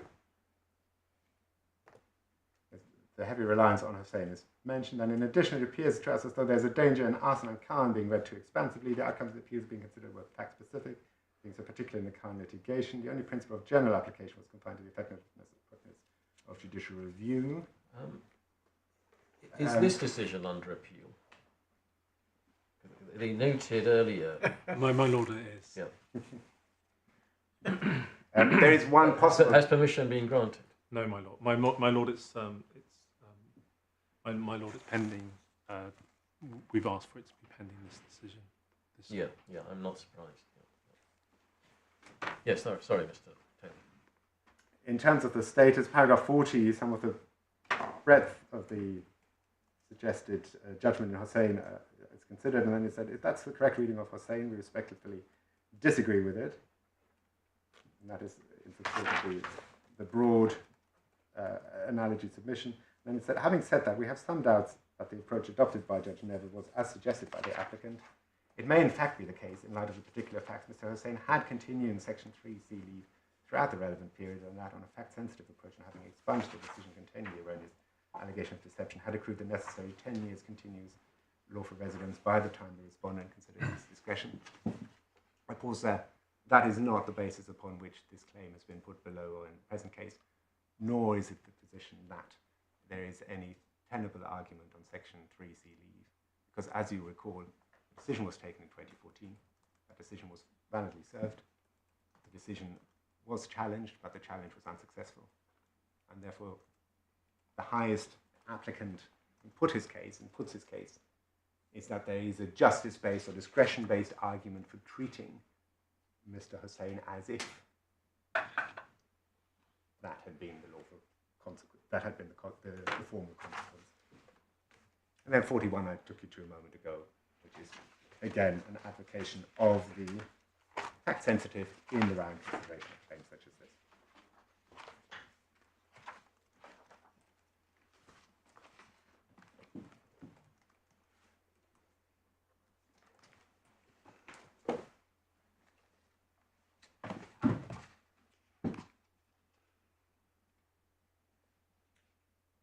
My lords, I then do finally on the legal principles aspect with the reliance placed by my learned friend on the historic and historical injustice jurisprudence. I'll take you very briefly to 3 cases on that. The first is tab 9, page 203, the case of Patel.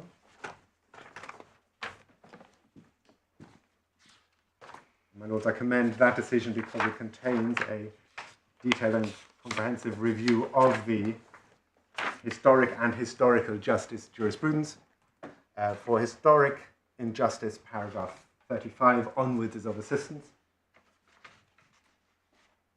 I'm sorry, which paragraph? Paragraph 35 of Patel, page 367. Thank you. Internal page. Internal page, please. Your photocopying again. My photocopying has let me down again. My apologies. I will make sure. We're recognising the style of your copying now. 37, you said. I'm always grateful for that. Yes, 35. 35. Paragraph 35 deals with historic injustice, and my lords will recall particular British overseas citizens and the Gurkha litigation is brought to bear. Paragraph 37 over the page, that is consideration of this court's judgment in Gurung and citation from it. You won't be surprised that I highlight this quote, "There is in general no alternative to making a careful and informed evaluation of the facts of the particular case. Search for hard-edged or bright-line rules to be applied in the generality of cases is incompatible, difficult evaluative exercise which Article 8 requires." And my lords, in the historic as opposed to historical injustice jurisprudence, it's generally Article 8 which is the focus of the jurisprudence. There is then a discussion in paragraph 41 of the distinction historic injustice cases should in future be reserved for the types of cases just described. And, again, I accept the last 4 lines. The effect of historic injustice on the immigration position of the individual are likely to be profound, even determinative of success, provided that there is nothing materially adverse to the immigration history. Sorry, I wasn't keeping up. Which paragraph is Paragraph 41, the conclusion on the historic injustice. And, my lords, I have no quarrel with that summary of the position. In other words, in the historic injustice context, individuals generally are thought worthy of and needing to be helped, where there's the requisite causal connection and the Article 8 family life aspect is made out. That, of course, says nothing and tells us nothing about the extent of the grant of leave to remain that may be made or should be made in individual cases. And therefore is of peripheral. Kevin, it's my fault. I had not appreciated the subtle distinction between historic and historical justice. Are you able to enlighten me on what the distinction is that's being driven at?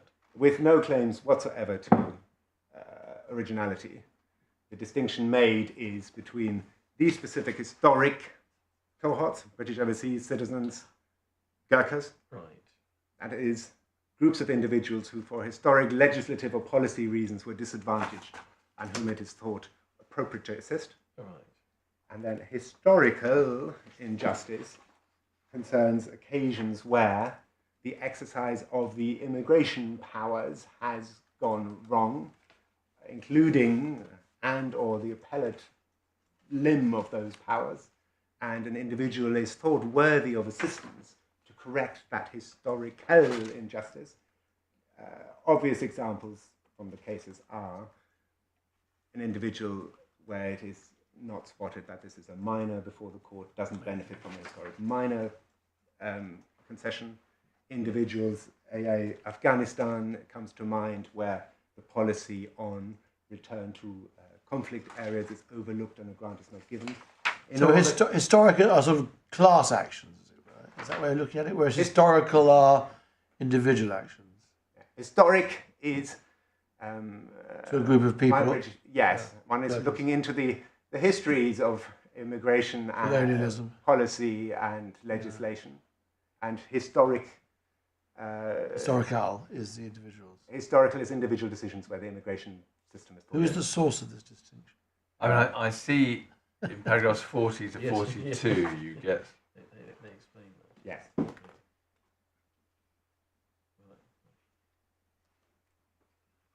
And my lord will have some examples also quoted from SL Vietnam, which you have also got in the bundle. Is this Mr. Justice Lane's?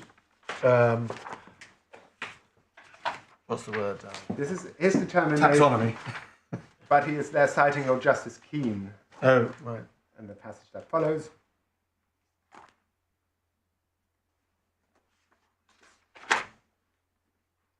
And my lords, I'm looking page 372 internally, paragraph 23.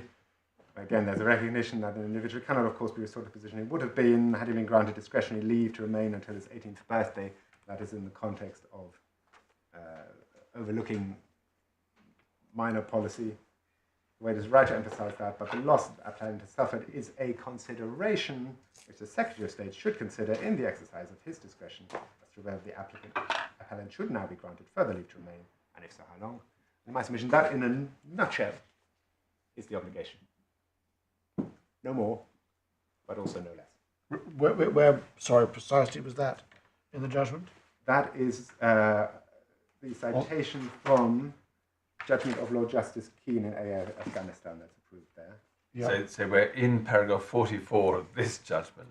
We are. I will get to the same point on it via a less convoluted route in a moment when we look at SL Vietnam. When you say yes, paragraph 44. So it's 44 and then 29 and inside 29, 23. Yes. Like yesterday. Yes. My lords, on a more direct route, paragraph 47. The point is made by Mr. Justice Lane.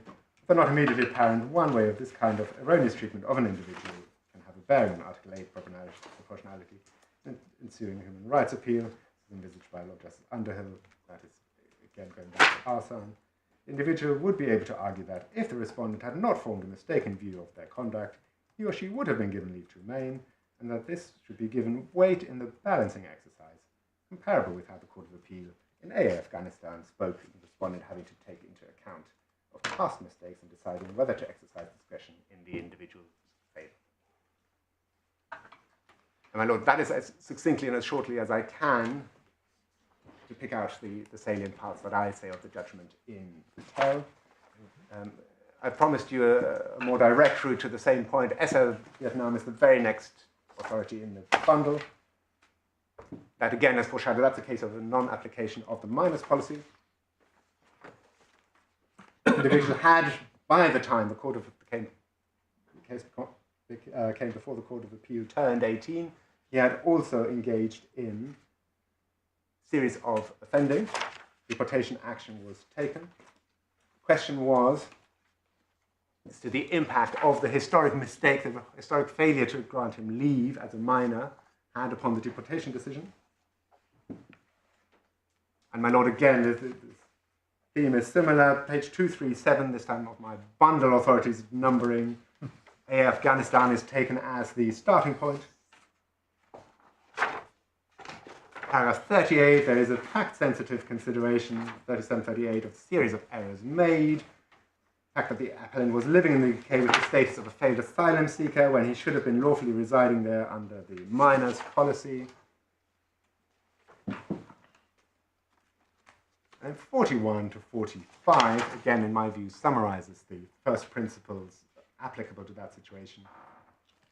I'm looking at 4 lines down. When the Secretary of State was considering how to exercise her discretion under Section 3(5)(a). Sorry, 4 lines down where? Paragraph 41, apologies. Oh, I see, yes. When? Yeah, I've highlighted. On the other hand, it does seem to me that when the Secretary of State was considering how to exercise discretion under Section 3(5)(a) of the 1971 Act, paragraph 364 of the Immigration Rules, the Secretary of State ought to have taken into account the past history of mishaps and their effect upon the appellant.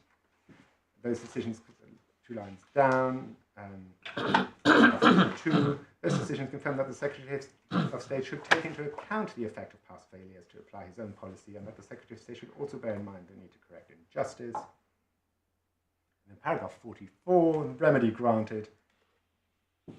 Remit the matter to the Secretary of State so he can retake the decision under Section 3(5)(a).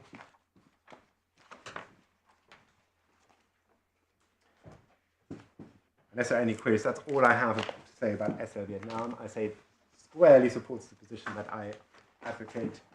And then GE Eritrea, very next case in the bundle, page 244.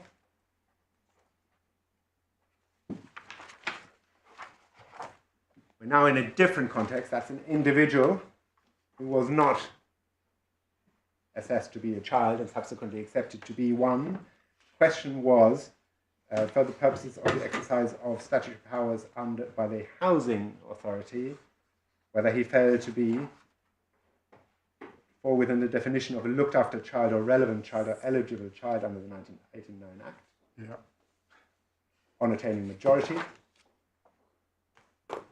Headnote Roman numerals 2 again gives what I think is the appropriate guidance as to the approach to be adopted. But I would highlight in particular within the judgment, paragraph 53, page 258,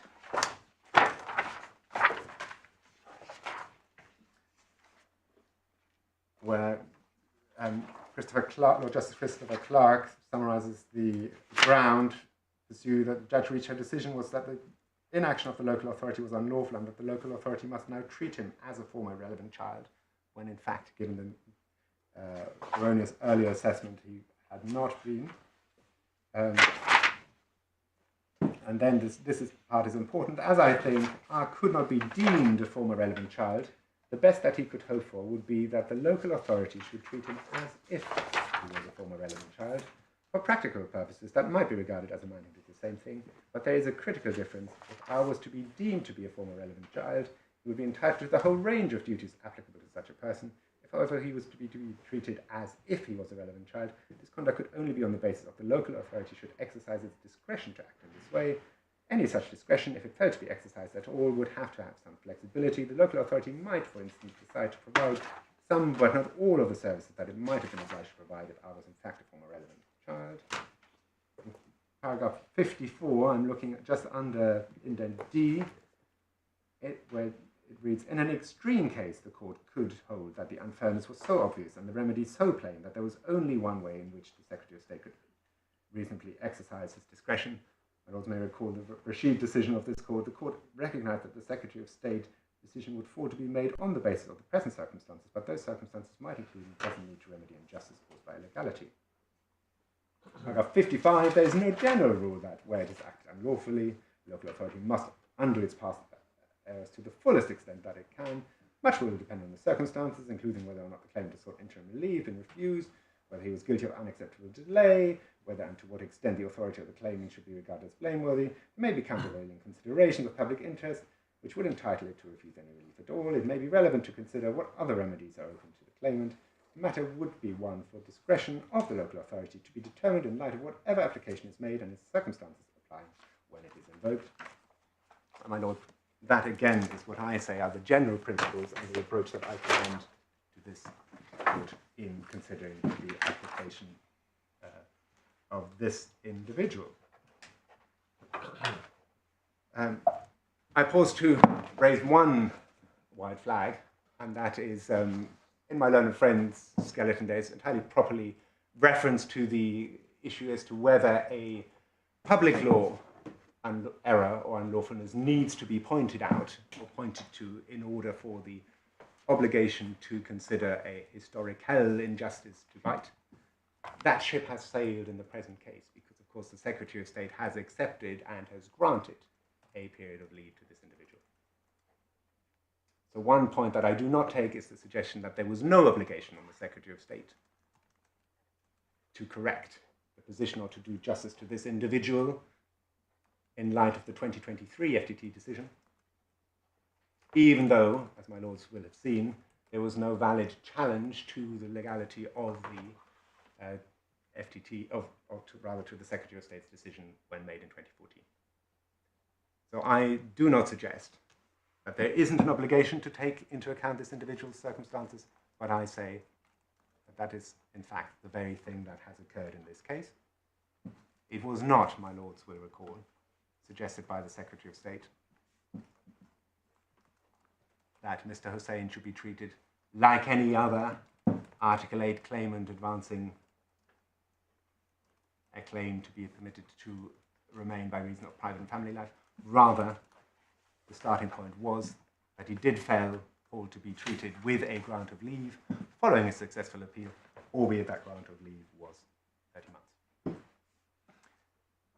And my lords, that's all I have to say about the legal framework.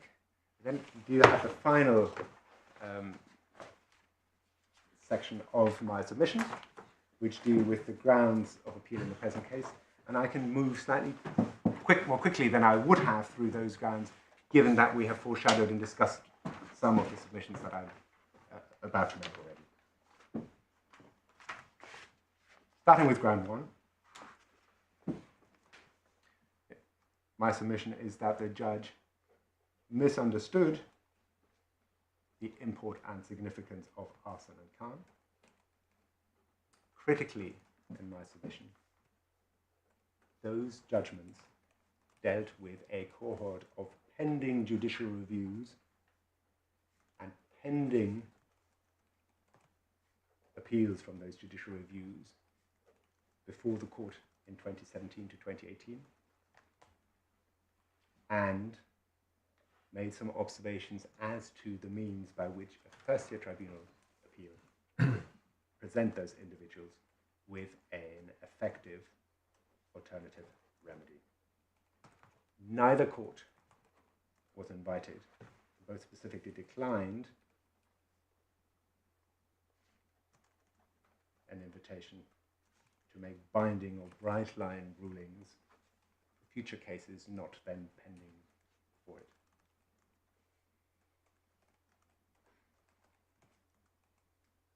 My lords will also have recalled the tentative and careful nature of this court's observation in Hossain when considering this question.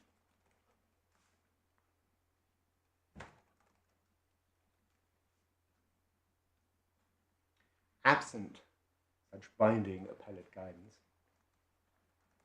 the judge could and should have accepted that the question of how to deal with Mr. Hossain's case involved the consideration of the exercise of discretion vested in the Secretary of State under Section 3 of the 1971 Act.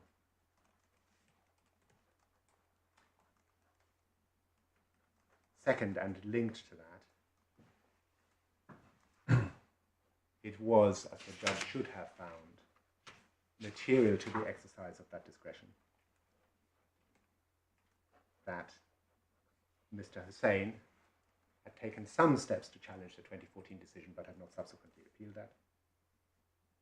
that he had absconded and overstayed for the period 2015 to 2018,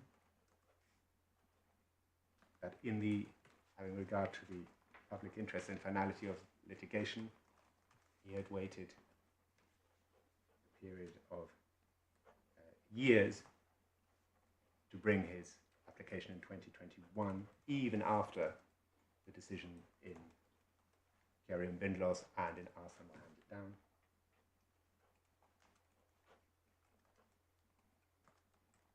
He also left out of account that this applicant was not able to point to either pending judicial review action against the 2014 decision or any realistic prospect of resurrecting such an application. The applicant was nowhere near in 2014 to accumulating a continuous period of lawful residence, and again, contrary to the judge's decision, it was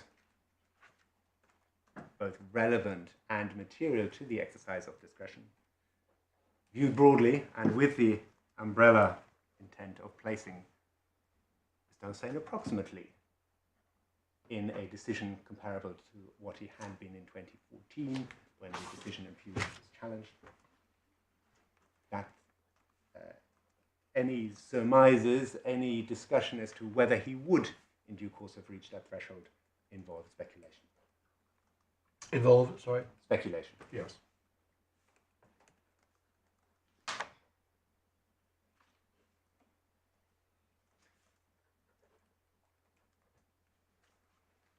And in my submission, for all those reasons, under ground one, the judge erred in law, and then again more quickly, because part of this covers similar ground two, in my submission, the judge trespassed impermissibly upon the discretion vested in the Secretary of State.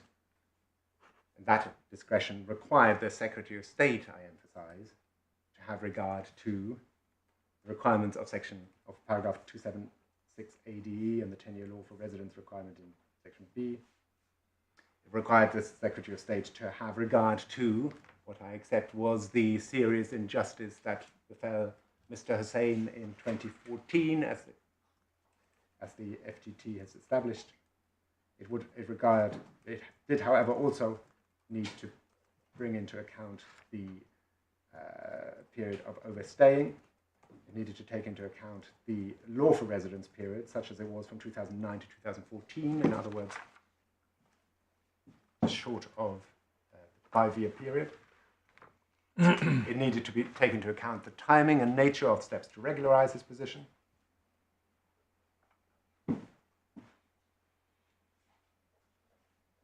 And drawing all those strings together in my submission, it cannot properly be said that in granting 30 months leave to remain, the outer edge of the period envisaged in the Secretary of State's guidance, the Secretary of State acted irrationally or beyond the ambit of the statutory discretion vested in her. Now, one can, of course, agree or disagree with that decision, but in my submission, that this being a Wednesbury jurisdiction, that is not the material question. The material question is whether the only rational response, as the judge found below, paragraphs 30 to 31, to the circumstances of Mr. Hossain, was to treat him as if he met the requirements of continuous lawful residence for the requisite 10-year period, where not only did he not do so formally, but he spent a considerable period overstaying and absconding.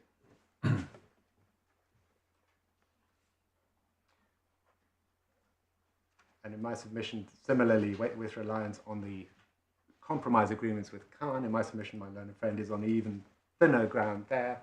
Those again reflect compromise offer made to individuals with pending live judicial reviews and appeals against judicial reviews in the 2017-28 period, and they reflected a need and a wish by the Secretary of State to compromise those cases in circumstances where tribunal remedy would reflect, so far as possible, the remedy that would be available in a live judicial review. None of that bears on the proper response to provide to an individual who doesn't have a live judicial review and seeks to resurrect their position in 2021. My Lord, those are, in summary, my submissions. Let me just turn my head and see if I've overlooked anything, but otherwise, is there anything else? I don't detect any more questions, so thank you very much, Mr. Toman. Mr. Lewis.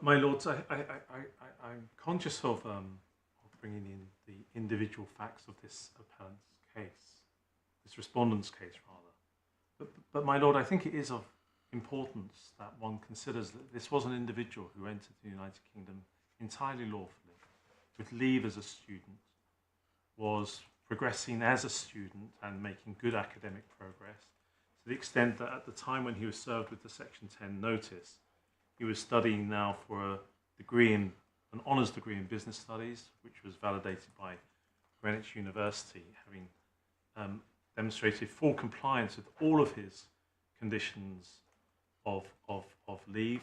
He had leave until the 31st of July 2014, when he applied to extend that leave on the 3rd of February 2014.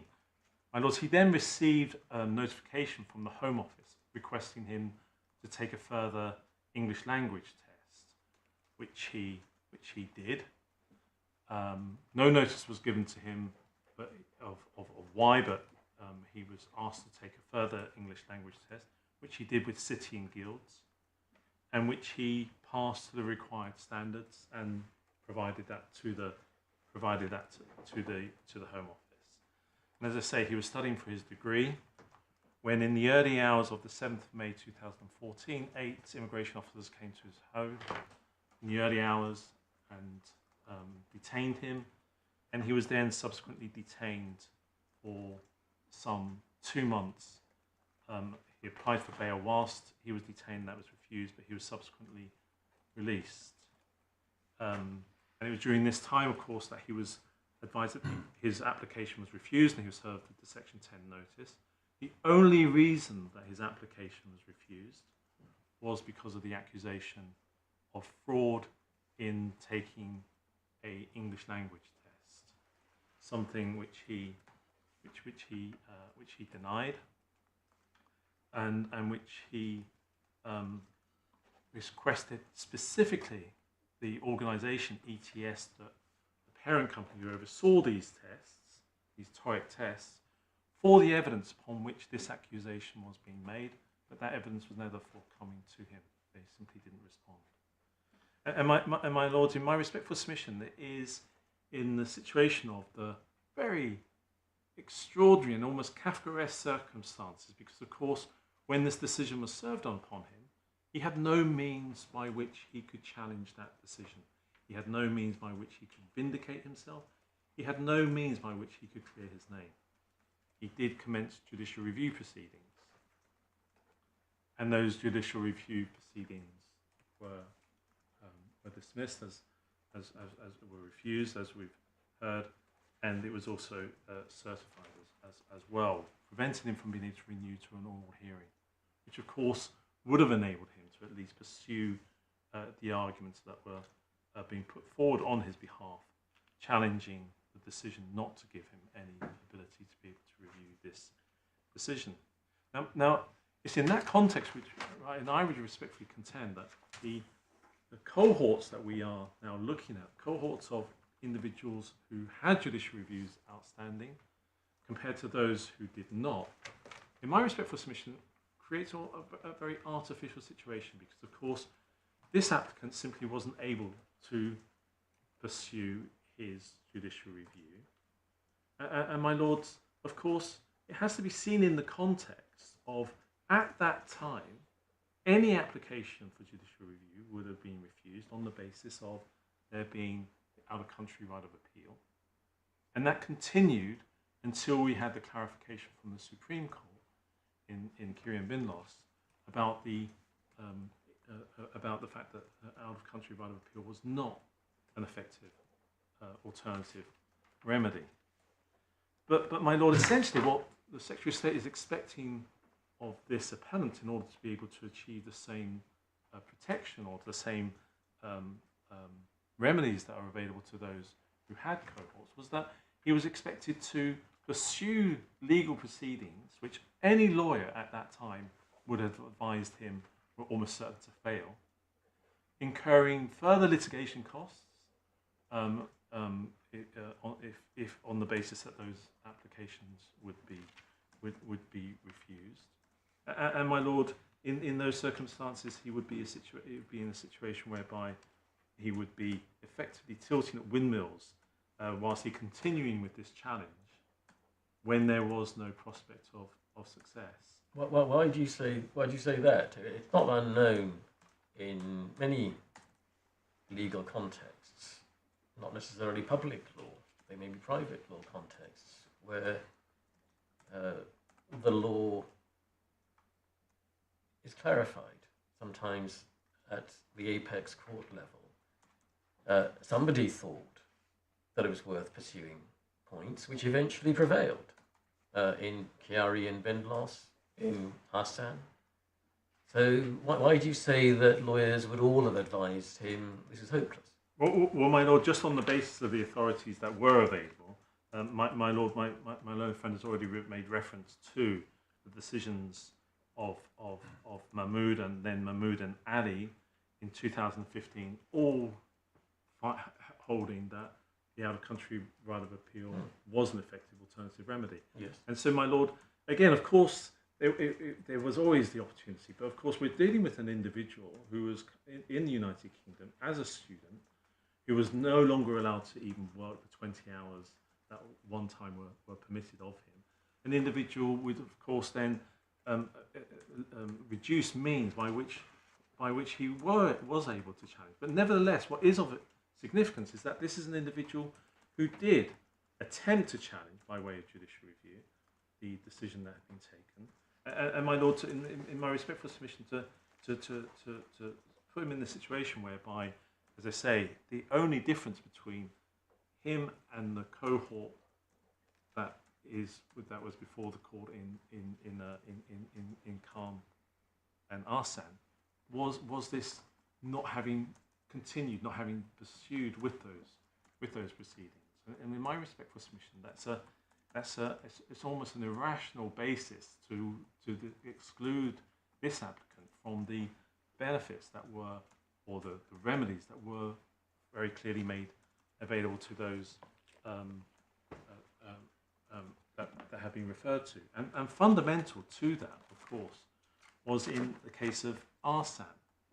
Because my lords asked earlier what the situation would be for someone who'd made an application and then that application had been left undealt with. And of course, it's been confirmed that would result in that application remaining outstanding until it was decided.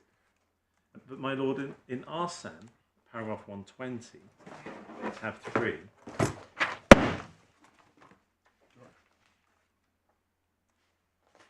what we have is the Justice Underhill giving guidance as to how individuals should be then treated if they are found not to have entered into fraud. And at paragraph 120 it says this: the starting point is that it seems to me clear that if on a human rights appeal an appellant were found not to have cheated, which inevitably means that the Section 10 decision had been wrong, the Secretary of State would be obliged to deal with him or her thereafter as far as possible as if that error had not been made, i.e. as if their leave to remain had not been invalidated. Well, my lords, that in my respectful submission, is the situation for this appellant. He had made an application. He had an application outstanding with the Secretary of State, and then it was invalidated by this. So, can we just pursue that a moment? I mean, what is the counterfactual there? He had made, as you say, an application for some further period of study. If that had not been invalidated, he might have got a further period of study. Well, that wouldn't have got him leave to remain for the number of years that's now suggested. My lord, he would have had the benefit, of course, of having been able to undertake studies and working in accordance with the application that he'd made for that period. My lord, in this situation, we have an individual whose leave was invalidated. We now know wrongly, on the basis of an accusation was in fact misplaced against this appellant, and in those circumstances, it was in my respectful submission, there was it was a means by which an individual's the impact that this would have upon him, having been left in essentially a limbo period, is that would have the effect of his leave being considered lawful until it was eventually decided. So just to be clear as to the breadth of your case, suppose someone had applied for 1 year's further study, and then we get the invalidation. Suppose he then waits 20 years and then says, I'm still here. Is the Secretary of State obliged to proceed on the basis that he's got 20 years leave to remain? My lord, if that's the operation of 3C leave, is that if an application has been made and it's outstanding, the leave continues for that period whilst the application is under consideration. So to be clear, that is the implication of your case, that if you wait 20 years, you're credited with 20 years. My lord, it would be on the basis that if an individual's leave is eventually, if the application is eventually granted after a period of time, then the leave will run for the period of time that has been outstanding. And why should one take that necessarily as a counterfactual? You're comparing with the 3C situation where the application has been lost or whatever. Well, why should one take that as a counterfactual as opposed to saying, look, his application would have succeeded, he'd have got another year. And then he might have applied for another year after that, but it all becomes rather more speculative than the automatic getting extra 20 years. My lord, in my respectful submission, it's on the basis that that is the way in which one can provide clear guidance as to how an application should properly be considered, and it's on the basis of the way in which then it is that the decision in Hossain is then given force in Khan by the way in which indeed in each one of those cases individuals who were in the United Kingdom as students it was accepted that until their applications were decided, then their leave would continue for that period. Lord Justice Underhill's observations in paragraph 120 of Hossain don't stop at footnote 13, do they? That's only the first stage of what he says. He then considers the various, a range of examples. A straightforward case, he says. Then he moves on to make the point about the discretion. So it doesn't. You can't say, can you, that the analysis stops at the end of the first sentence in 120. My lord, I mean, my respectful submission, that's almost the starting point, and it would be my lord, in those circumstances, if the application has been outstanding for that period of time, then the clear implication of that from the judgment is that it is indeed that it would be obliged to deal with him thereafter as if the error had not been made, i.e. as if their leave to remain had not been invalidated. my Lord, in my respectful submission, the clear implication of that is that the application remains outstanding.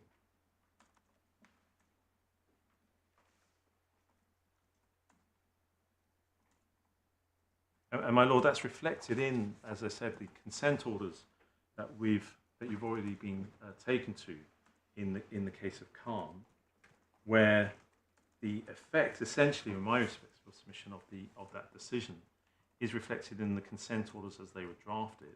Was basically, in each one of those cases, was to treat the applicant as having had continuous leave to remain by virtue of 3C of the 71 Act as a result of his in-time application for further leave to remain made on that basis. My Lord, that is, in my respectful submission, the application of the guidance that was provided in Hossain as to the appropriate remedy that individuals should receive where they are found to have been wrongly accused.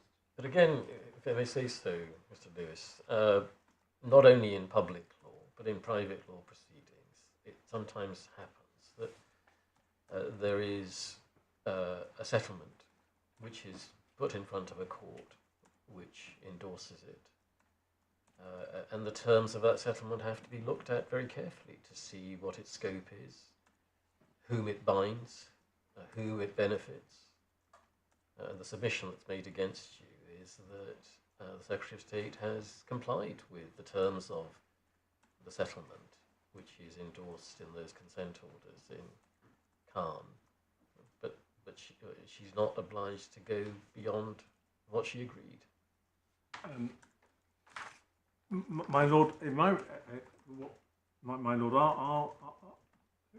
our submission would be in the context of an individual such as this appellant, who has been found to have not cheated in his exam, then the remedy that should flow should be that which was, in my respectful submission, first of all set out by Lord Justice Underhill at paragraph 120, and then the way in which that was interpreted and applied in the case of Khan, in the consent orders, which again, as I say, to which you've been referred, and in those circumstances, I would respectfully contend that there has been no rational basis for the different treatment that has been applied to the appellant compared to the approach that was taken in those cases. Yes, this is really the foundation of the Upper Tribunal's reasoning, isn't it? And you invite this court to uphold the Upper Tribunal's decision for the reason it gave. In a nutshell, it is that although, strictly speaking, the settlement in Khan isn't binding in this case, nevertheless, its spirit ought to be read across to this, and that as a matter of public law, that any distinction from the Khan cases is irrational. Is that the submission? Well, my Lord, in respect to this appellant, yes. In respect to this appellant is irrational because there are essentially two reasons that have been given. One, that he didn't have an outstanding judicial review, and the other would seem to be then the fact that he had absconded for the period of time. Well, no doubt we'll come back to those specific factors, but I just wanted to understand the overall structure of your submission.